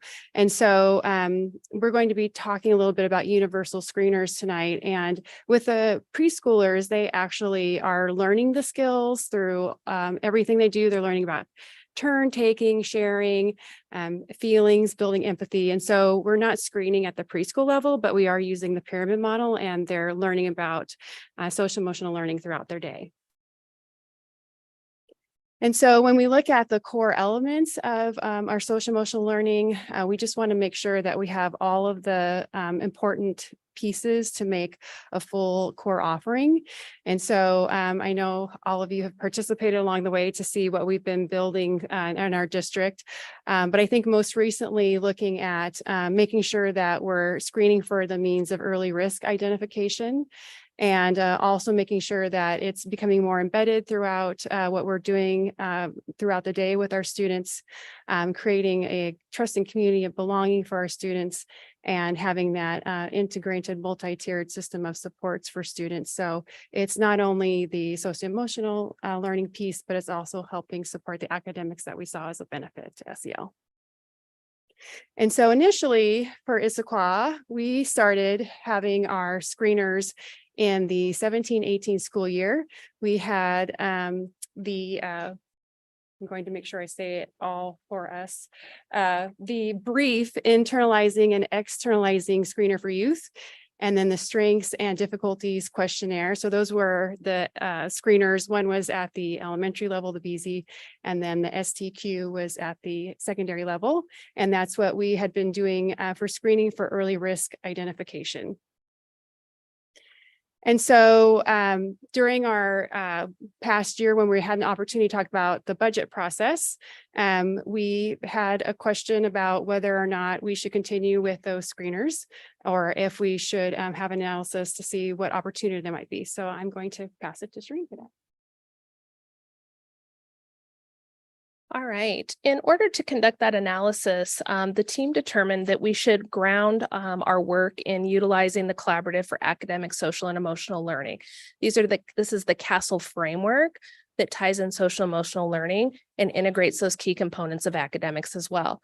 You'll see those components in orange, which includes self-awareness and self-management. And those are those areas that we often hear the board talking about that refer back to those executive functioning skills. When this analysis was completed, it was conducted in the 21-22 school year, and really thinking about where those potential missing pieces when we looked at the utilization of the brief externalizing and internalizing screener for youth, the BZ, and the strengths and difficulties questionnaire. Some of the pieces that the analysis found is that with that BZ, that there wasn't the ability for our 2nd through 5th graders to provide self-ratings, which could provide potential bias. And it didn't also give us the capacity to do progress monitoring, which is a critical component of integrated MTSS. We need to both screen and be able to progress monitor our students for responsiveness to intervention. With the strengths and difficulties questionnaire, what was founded is that it explicitly excluded some of the CASEL components, those academic components that are so critical, and again, didn't include the progress monitoring components. This slide shows a screening, kind of the role of the screeners and a timeline. So it builds on what Dr. Ryvan has already shared, which shows that initial implementation of the BZ and STQ in the 17-18 school year. Also shows that implementation through 18-19, 19-20, 20-21. It was also implemented in the 21-22 school year, but that's when that initial review of the BZ and STQ took place. And again, noting potential areas of bias when we're only relying on teacher report absent student input, and absent that alignment with standards and the CASEL framework. Beginning in the 22-23 school year, there was a review of 5 separate screeners, and a universal screener panel recommended the SABERS, and I need to make sure I spell that all the way out. So social, academic, emotional, behavior risk screener, and SABERS is the acronym. And again, as that determination was made, was really grounding us in making sure our students had the opportunity to self-rate, and we used the CASEL framework, and we had something consistent that we could use for our K-12 students. The panel that reviewed these 5 different screeners included representation across multiple departments in our district. It included student interventions department, MTSS staff, teaching and learning staff, elementary staff, secondary staff, and members of our equity team. It included 17 staff members, and 3 students actively participated in the SEL screening panel. This process took place between January and May of last school year. This specifically outlines what took place during the 22-23 school year and that full process. So starting in January, that audit that we explicitly talked about of the BZ and the SDQ in alignment with the CASEL standards. In March, those screeners were added for that comparison. So we were looking at just a handful, and it was expanded to 5 total screeners to determine, making sure we had a robust offering to really make sure they were meeting our criteria. In April, 2 screeners were recommended to be moved forward by the ed planning team for that panel to fully review. And in May, the universal screening panel selected and recommended the use of the SABERS. And again, SABERS stands for Social, Academic, Emotional, and Behavior Risk Screener. And in June, the student well-being priority area was able to weave that into the strategic plan and tying it to our outcomes and making sure that we're utilizing integrated MTSS, universal screening, and the SABERS alongside our strategic plan. So this is where we are now with our universal screener tool, looking at the 2 platforms that we have on the left and then the 2 on the right. So the 2 were the former that we analyzed and then created some current criteria. And then out of the 5, the 2 that were side by side for the panel were the SABERS and the DESA. And you can see the SABERS brought some of those criteria, which was allowing for the self-report and teacher report at all levels, elementary, middle, and high school. There were also appropriate versions for the elementary, middle, and high school. And the procedures for administration, scoring, and interpretation were explicit and in part of the training. So we knew that that would help reduce bias. And so the key drivers for the panel making its recommendation was the self-report, the fact that it not only had the social, emotional, and behavior risk, but it also included the academic components.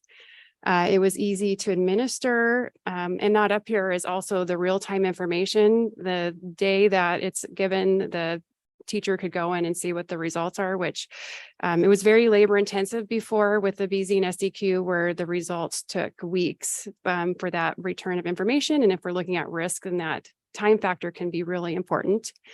We also have the visuals and the auditory support. So all students have access and that it's aligned, and it can also be administered in Spanish. And so thinking about the benefits was, finding the aligned screener with progress monitoring, as we mentioned, for that response to intervention, and to also see short-term impacts and long-term impacts. And so when we are looking at our plan for this fall, we have some communications that we've developed to roll out with our staff and our families. We've created some frequently asked questions based on parent feedback. We'll be continuing to share information through our bulletins. And then we also have some two-way communication between home and school through an email that we've developed that's been monitored. And then we also will continue to have some engagement groups in the winter, along with the other elements that are in place. In the spring, we're hoping to be able to review the year, look at what our data analysis is telling us for fall planning, and then make sure that we're aligned to our milestones for the 3-year implementation. And so that means we are busy preparing. Our training plan is similar to a fall plan for our screeners. We do usually have our staff, our teachers, counselors, our specialists, they're usually reviewing the BZ or SDQ at this time and getting ready to implement it.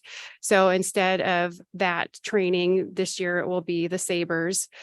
So in September, we have had our training of trainers. Our wonderful technology department is doing all the behind the scenes work to make sure that the teachers and the students are uploaded into the system. And then we'll be able to have that administrator training was this month in September.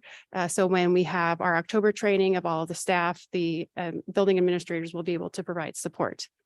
And so that means in November, we'll be able to have the next part of our training, which is going to be reading reports, using different interventions, and applying the information that we have. And we're open for questions. Thank you. Questions, comments? Thank you for all of this and for this work. How do you plan on communicating this information to parents? And is this something that you will be able to, like, looking at how you adopted it and how other systems have used it longitudinally, as far as to be able to identify, hey, this is a student's baseline, and then all of a sudden, wow, this spring there's something different? So is it more than just like a single snapshot that the staff look and decide whether or not there's critical stress or urgency versus based on the change in baseline? Yeah, so for the second part about looking at the longitudinal information, I do think that there's the annual information for fall, winter, and spring, where it gives the staff a chance to look at, is there some risk factors, say in winter, that are higher or lower than they were in the fall? And so that might inform some of the tier 1 supports that they're putting in place, or it might be a teacher who's looking at the information and able to see, oh, I see like there's a high risk of perfectionism this time of year. I'm going to work on that skill with my students, or I'm going to look at what my curriculum is presenting and why this is manifesting. So there are things within the year that they can use with the data. And then also, like you said, looking at the trend data, either within the classroom, the school, locally, and there are also national norms. I think that was another benefit that may not have been listed in the criteria, but it would also be really helpful to know how students are doing here in Issaquah compared to other students nationally. And then in regard to the home to school communication, it is a screener. It is very brief. It leads to other things if there are risk factors. And so there would be a personal connection between home and school. If there were some risk factors that the school is going to support the student on with the family. Sometimes behavioral emotional information is very sensitive, and we want to make sure that it's done in a way that is out of the intent for support. And so we want to make sure that if there are risk factors that present themselves, that it's a communication between home and school, and that the school is talking to the family about what supports are going to be available. And then also next steps, as you mentioned, because of the progress monitoring, most students would have the 3 points of contact with the year, but it can go up to 5. So if we have some students who we specifically want more information on, we can increase the amount of times that we're screening.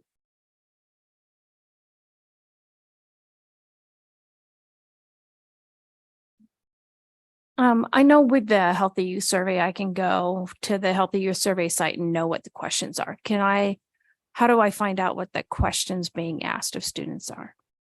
So they are all within the CASEL standards. And so there are a variety of ways you can look at them.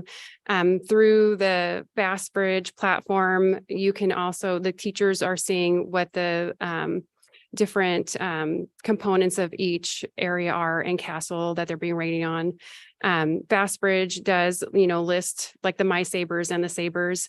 Of course, we want to make sure that the students are approaching it fresh and having that opportunity at that time. It is a screener, just like with our iReady, we have the students go on and they take the screener, but it's not something that you're going to be studying for. So it's not something that we're going to be having them have ahead of time, but it's all within the same castle components. Yeah. My question is, how can I find out what the questions are? If you go to the Fastbridge platform website, you can find the questions there. Okay, because I tried to do that. So if Oh, you could but provide they were- us the they were link, provided in our Friday update. the actual questions? Yeah. Oh, I forwarded it to the whole group, yes, yesterday. So it's an attachment for the board, the full questions. thank you. So that's how you can have it because verified. Okay.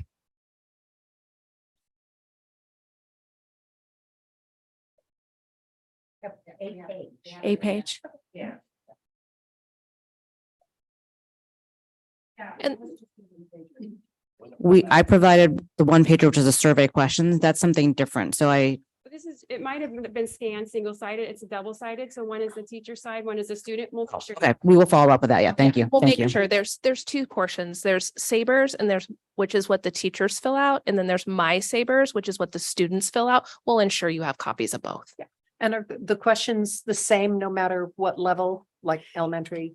middle? Yes. They're- Yes, okay, they're so all the that's same. where the longitudinal information will come, and you could look through a student's career to see how they are manifesting at different times. Okay, great. Thank you. We have the student side. I was just gonna say, I really am excited about the longitudinal part with the same questionnaire. I think that was always my challenge and concern with the BZ to the SDQ. Is it didn't know what to make of that. And so I'm excited to see, so we can see trends over time.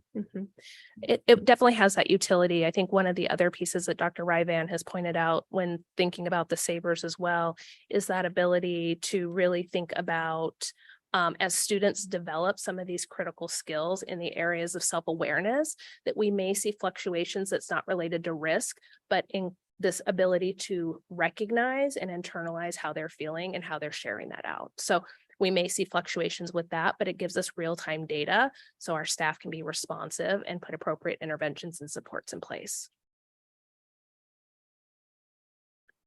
I think for me, the part that's most interesting is the self-reporting. I think maybe it's just been my experience that there's some having the student indicate what they think is going on is helpful versus the presumptive teacher perspective, or in addition to the presumptive perspective. And so I'm very happy to see that component is available in the new system. Yeah, that inter-rater reliability and ability to challenge potential bias that may come through. Thank you. Any other questions or comments? I just appreciate having all the acronyms translated. I was never really sure what all those things stood for. Mia?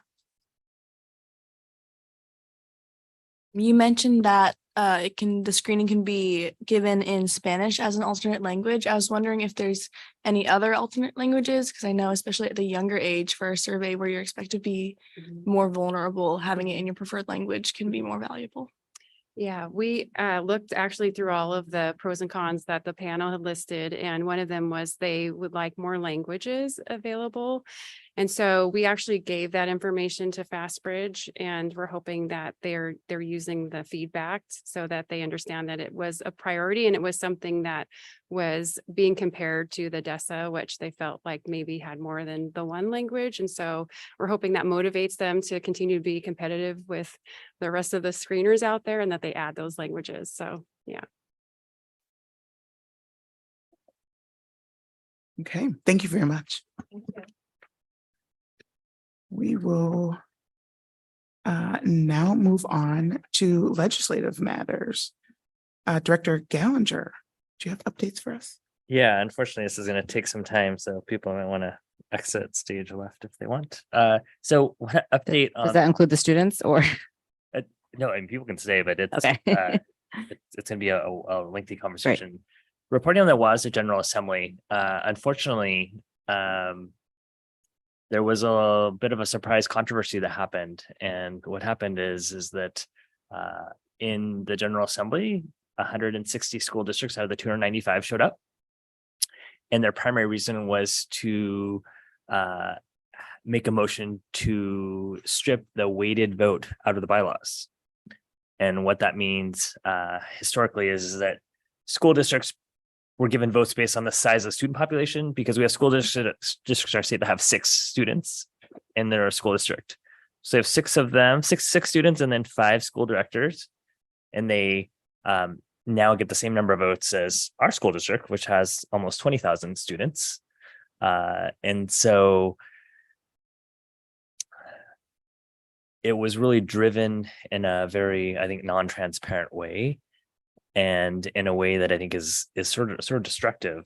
So what I would propose is that me, and supported by you guys, write a letter to the Attorney General of Washington, because I think it directly conflicts with, while WASDA is established in Washington state law and statute as a state entity. If you go look at the Voter Rights Act, I think there's conflict between that and what this new bylaw change in WASDA has done. And the Voter Rights Act really talks about representation and really about intent. And it would be like having director areas that were completely unbalanced, where you would have like 30,000 votes in one and 5,000 in another, in order to drive a certain kind of voting patterns you would want to see.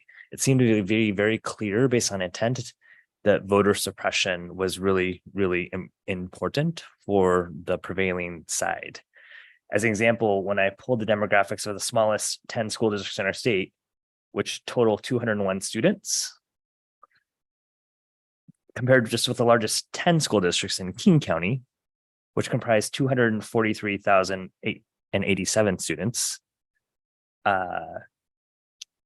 Of those students, 34.5% are white in King County versus over 65% white in other districts. And so it really is about marginalizing certain voices. And the interesting thing is, it was just short 2 years ago that we voted and supported to change to make sure that we create an outsized part of the WASDA budget based on school size, to really make sure that we wanted to have equitable dues from school districts to WASDA, because it's a mandatory participation. And yeah, this is this is how they thank us. So I think that I would prefer that we get a legal ruling from the Attorney General's office when there's conflict in state statute, similar to when we asked in, was it 2018, just post McCleary, when McCleary passed, and yet it was, well, is special education part of basic education, and are we going to get found breaking the law for funding special education out of our local dollars, because they didn't really fund that. And so we asked for the Attorney General to rule on that, which he said, yeah, you can do that, but it's not ideal, essentially. And then short of that, I think that we should take legislative action to request that there be a legislative technical fix on the bill for how WASDA is established, that would include language that talks about equitable representation. And can I just mention how this could be dangerous? Is they could come to us with a bylaw proposal to increase dues in an inequitable manner, so that we as large districts pay even more, and we would have the same vote that they would. So I kind of equated it, because you would typically in legislative assembly, the first vote, everyone just gets one vote, right? One delegate, one district. But you could call for a weighted vote in case you felt that the results were not what you wanted because it didn't represent your students. Anybody can call a weighted vote. You have to have 4 other districts that agree. So it's not like you can just one district call a weighted vote and you have to do it. It has to be agreed on by for other districts. And to me, it was like, we have a Senate and a House of Representatives in the US government. And one is every state gets 2 senators so that you have that type of equal representation of the entities of states. And the other one, the House of Representatives, has is divided by the number of people. So California and New York and Florida get significantly more representatives than Washington because it represents the population. And that's kind of how the weighted vote was. The weighted vote was our House of Representatives, and they just obliterated it. So you've basically got a situation where they're fine with having a weighted vote when it comes to dues, but when it comes to setting policy, we're going to have each district gets 1 vote. Right. And 4 votes later, they took a vote and passed a vote to add citizenship into the specific language for expanding basic education to include local school boards should incorporate instruction and materials related to social emotional learning, environmental education, citizenship, etc. So in the same way, we had dialogue to remove citizenship from our language because we wanted to be more inclusive. So that was just the 4th vote past the bylaw change. So WASDA has its own legal people. Did anybody raise the issue to WASDA itself that this might be no, because it's legal issue? They looked at it only internally, looking at based on does it follow the RCWs and statute based on the WASDA's establishment. And for that, it's consistent, which says that WASDA has the ability to affect bylaw change. The interesting thing is it's also in conflict with the State Board of Education, which has weighted votes. So anyway, so that would be my recommendation. I'm happy to entertain other questions as well, but I would like the support of the board to craft a letter to then submit to you guys all. And then the plan is that we would ask or encourage other districts around the state who are interested in to, by resolution, support our letter that is we would send to the Attorney General. I have lots of questions. I'm sure. One of which is, are we required to participate in WASDA? Yes. By statute, state law. By statute and state law, but what is our required participation? Well, yes. Dues is the required part, but I think, so here, I believe that we work to try and salvage the organization and intent of the organization from the inside. Because short of that, I think if WASDA has always been worried that the small school districts would walk away. But the reality is with this move, the large school districts will walk away, and the large school districts walk away. Like, we don't really need WASDA as far as we don't use WASDA model policies to the degree that other districts do. We don't need them for professional development. We don't need them for advocacy.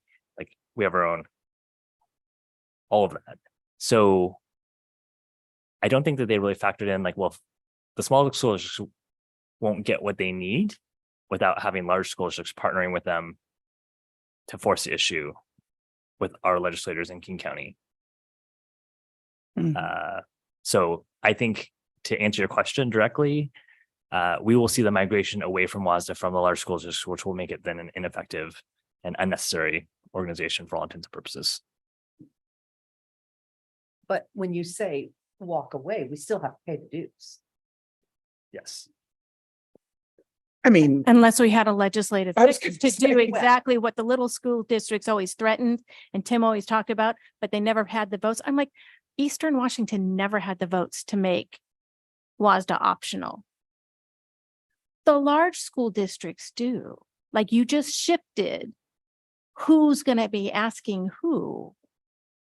And I don't understand why they did it.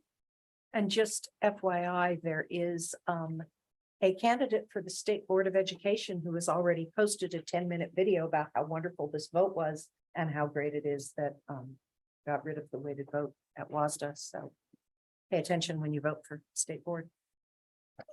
Yeah, because I think it will be interesting what happens with things like our gun safety legislative position and some of the other ones that are really near and dear to us. So I think it's, it's one of those things where But then the other thing is, how many of those left right after they took that vote?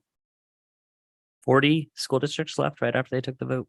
Oh, so they didn't bother to stay for the rest of the General Assembly? It was announced in public after during some of the procedural wranglings. Like, we all signed up here to come here for this one vote, and you guys are delaying it.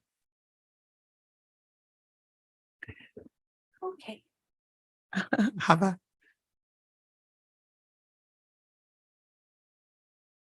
Did you have more questions?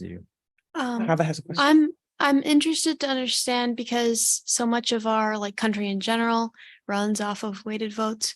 Do you have any idea of what might have been beneficial like by getting rid of the weighted vote, like why they would have done that other than to persuade smaller school districts? There is a prevailing belief on the side who voted for this that large school districts tried to bully their way over and make small school districts do things, have like a liberal bent on education, trying to convince students to believe the way they want to believe.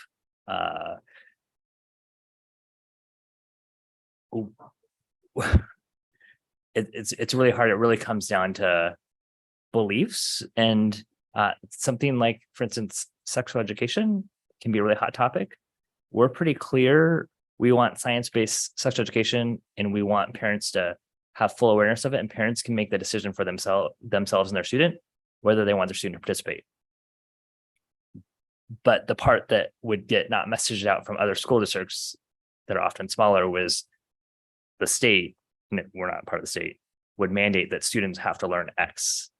And that's actually, neither of those things are true, but they get votes. And also, you mentioned that participating in WASDA is part of state law.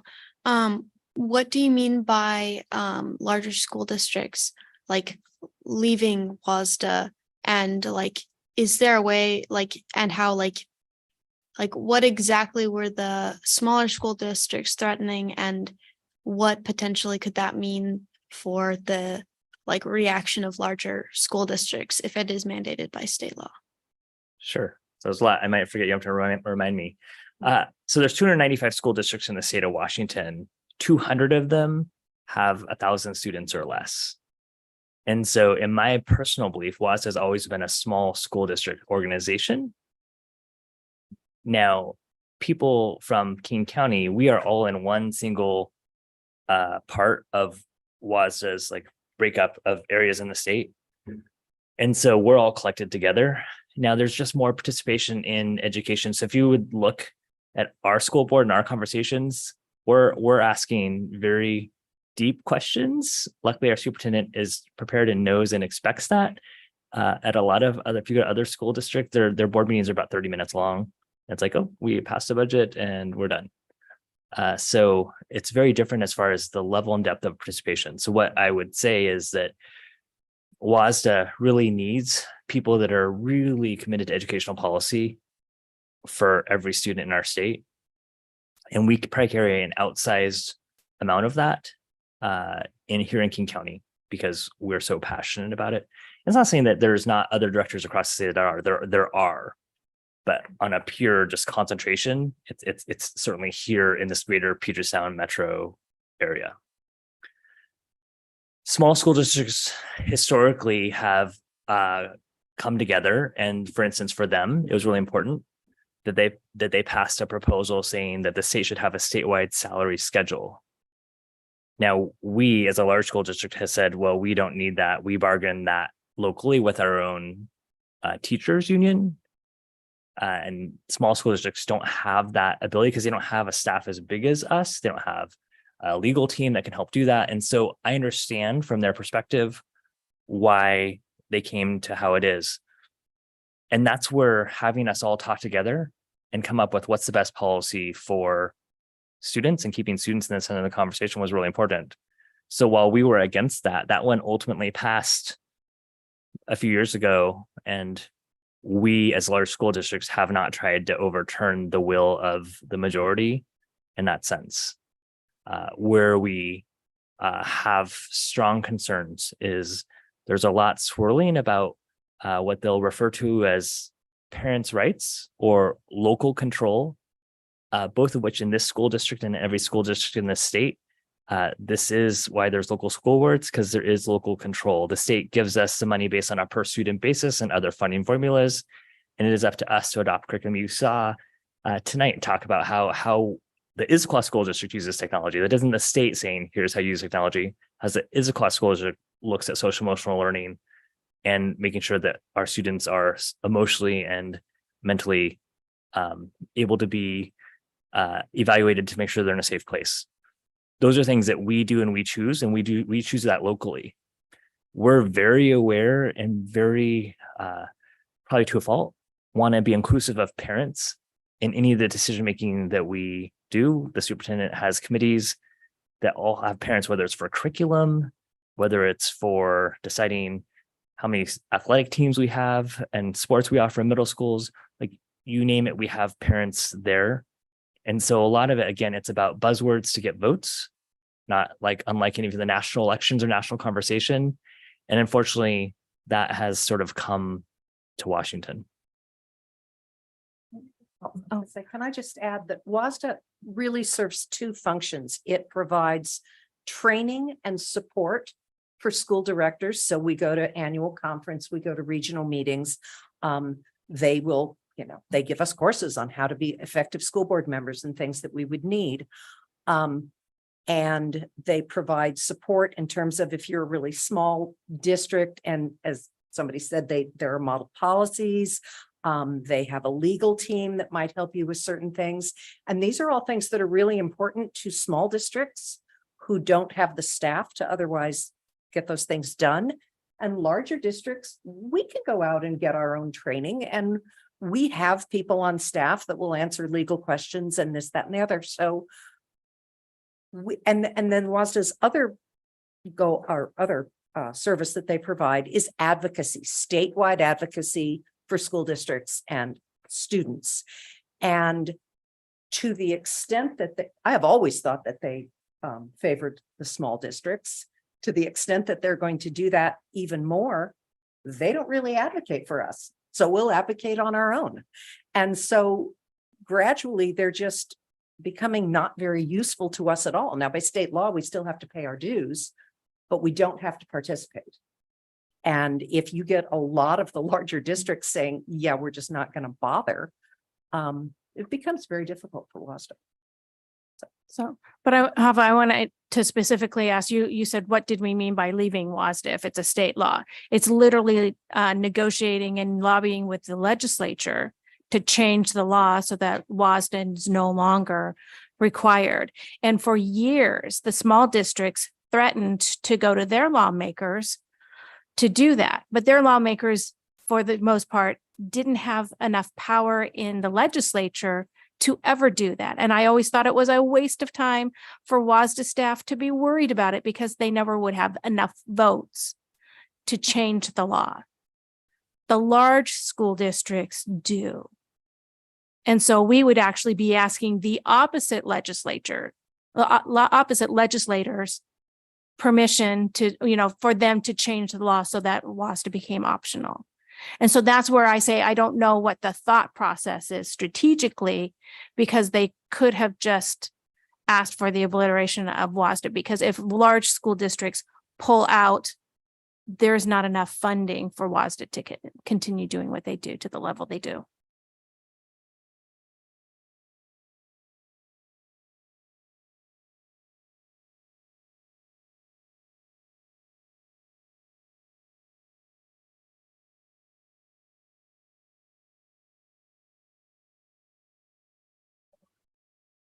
So I'm definitely fine with taking an action. I guess it was with whom was my question. So you had said to the attorney general, is that what you said?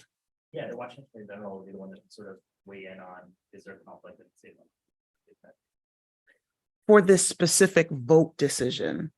For the bylaw change. For the bylaw change.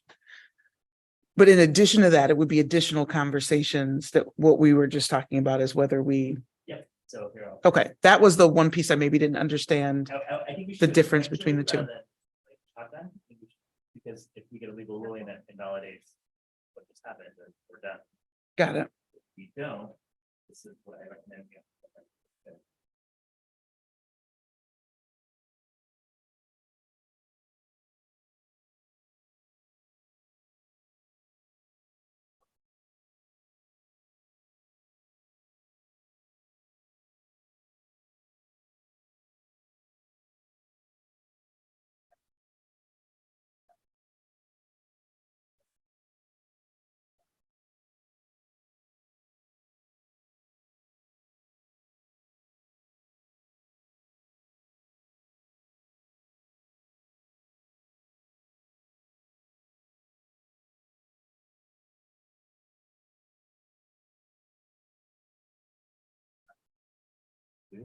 It's great thing.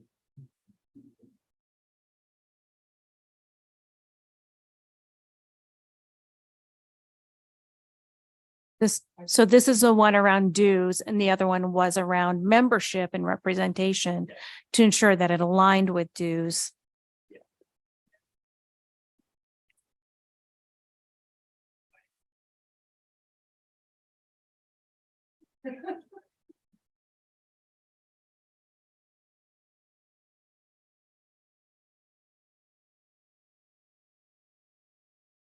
I didn't realize that state law was this specific about how the dues were assessed because I thought we argued about the dues all the time. We put that to bed by coming up with a new dues formula that was equitable and that changed with time and enrollment. So we wouldn't have to revisit it year after year. That was the whole point. Boston Yeah. went 9 years without raising dues.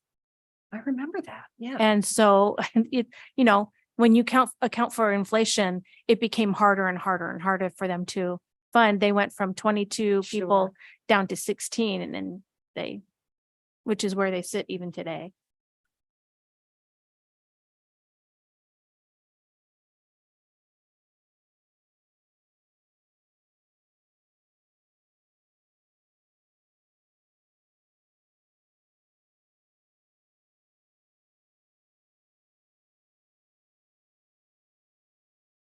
Uh-oh.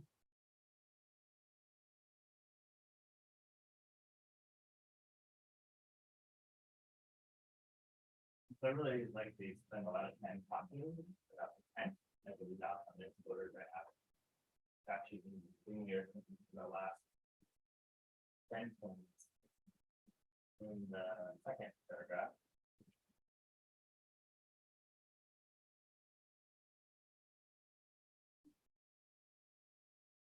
In the sentence prior to that, there's really just that second paragraph.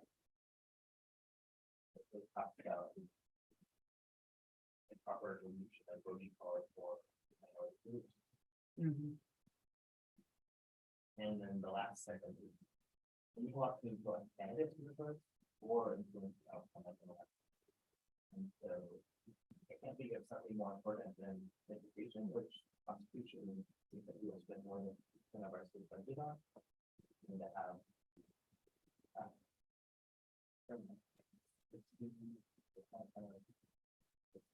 state not have representation. And since they don't have the ability to vote since they're under 18, it seems to be like we are their proxy advocate. And so King County represents 25% of all students in the whole state of Washington. And now we get 20 votes or 18 votes, like the 18th smallest school districts in our state.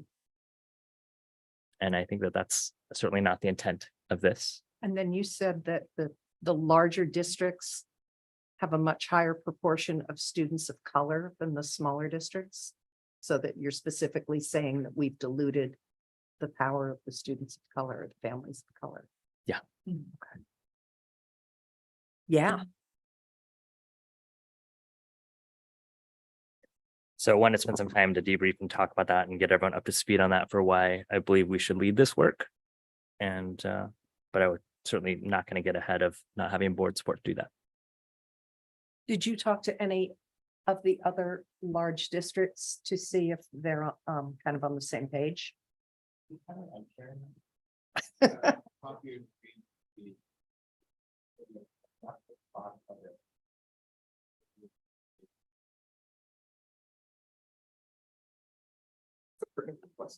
I just, yes, so we have a meeting planned for tomorrow morning.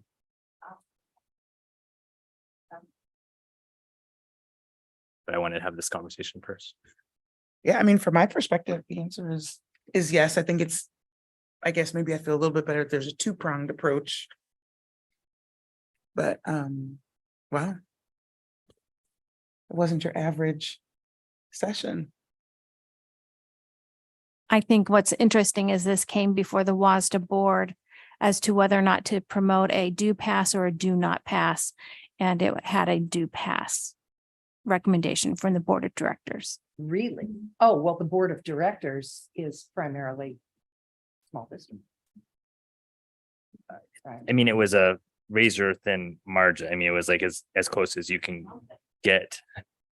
But I think the intent was to bring it forth for discussion. Unfortunately, procedurally, it wasn't even just this past, they stopped discussion. So there was a total of 5 minutes and 13 seconds, since we see the timers, so I can add them up, of discussion on this topic before they called for motion to close discussion and have a vote. So we weren't even able to actually deliberate about it, like, you know, adults, like the way that we would ask our students to behave.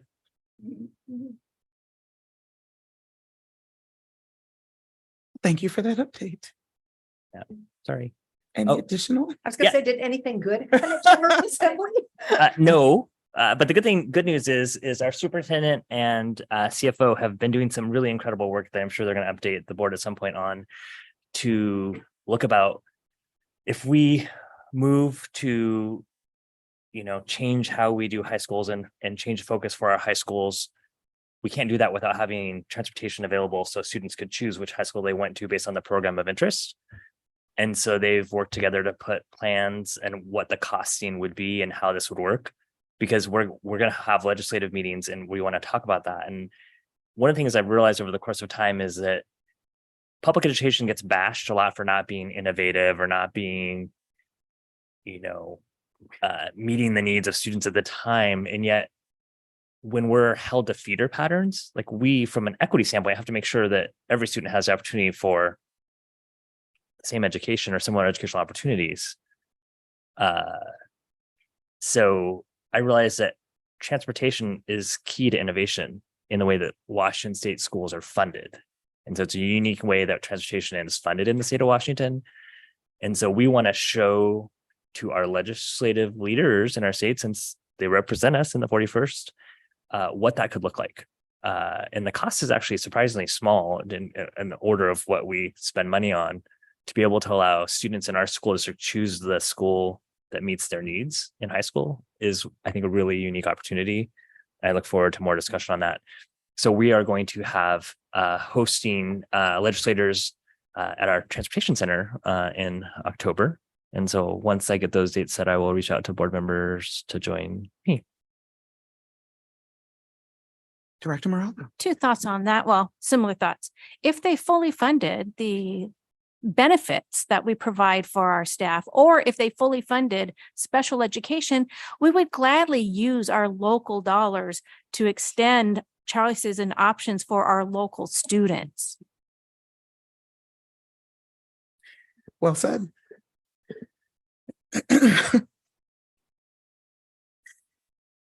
Any Well, yes, I just Director wanted to Moraldo? briefly, because it was a big deal, the state Supreme Court ruled on the Wahkiakum decision, Wahkiakum versus the state of Washington.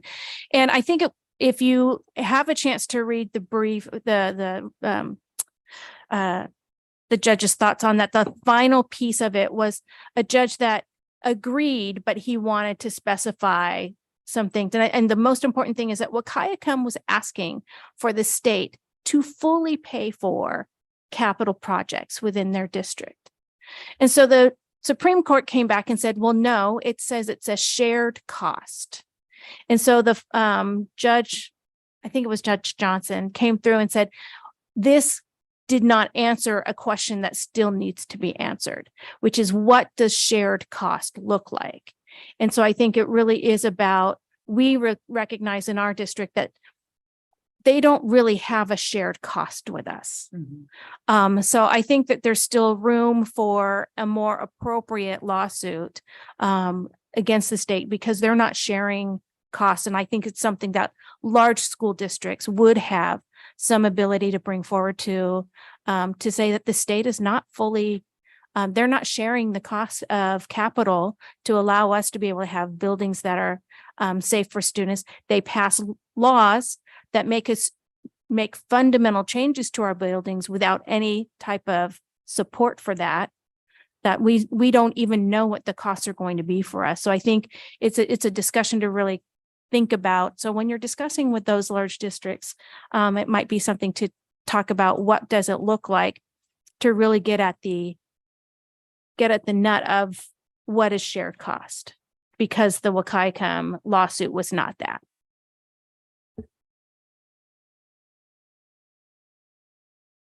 Thank you. No hands? Okay. That was exciting. All right, well, let's move on to announcements, correspondence. Are there any additional items we need to call out besides what is already in the agenda for the meeting? I know I have shared all of mine. Okay, thank you.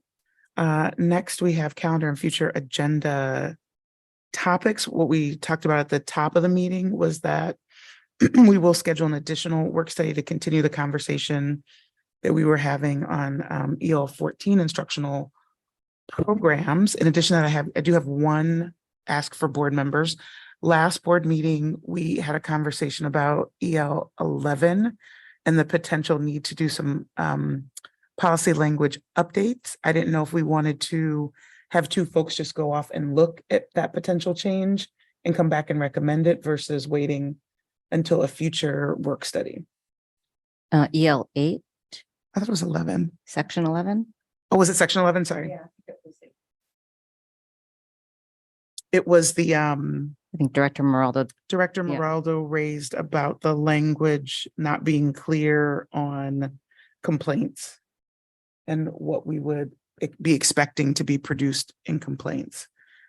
We can table that to a future conversation, but I don't know if that's when people there was interest, maybe two board members, knocking out a bit more quickly. Seeing no immediate excitement about that topic, maybe we'll wait till Anna's back and ask the question again to see if we can get Ann to do a little bit more policy work before. We could nominate Ann to do it right now. That's me. I was just putting that in the atmosphere.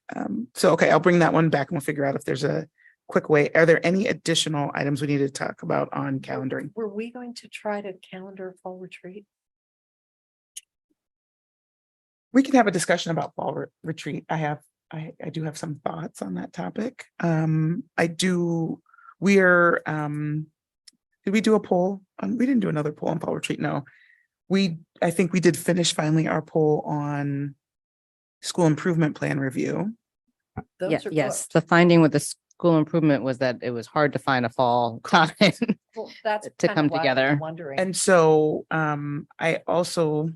I guess from my perspective, I did wonder if this was a good opportunity to really look at maybe an early in the new year retreat that was more focused on an onboarding That might make more sense. approach, given that we will have two new board members at that time. But I think that is worth a discussion, or if folks want to try to find time in the fall. Any thoughts about how you want to handle next retreat? I'm all for winter.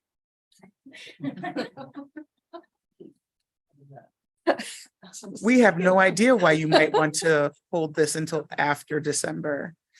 Anyway, so that's what's on my mind. I think unless there's a strong opinion in another direction, we have moved forward some stuff we would normally do in spring into the fall. And so maybe we just take the opportunity to do a good agenda for a winter post-January, I guess, retreat that is really about onboarding.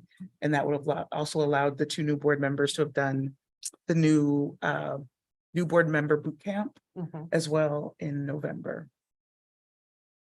So I'm seeing basic nodding. So I think for now, we will table setting a date for next retreat as well. Any other calendaring items?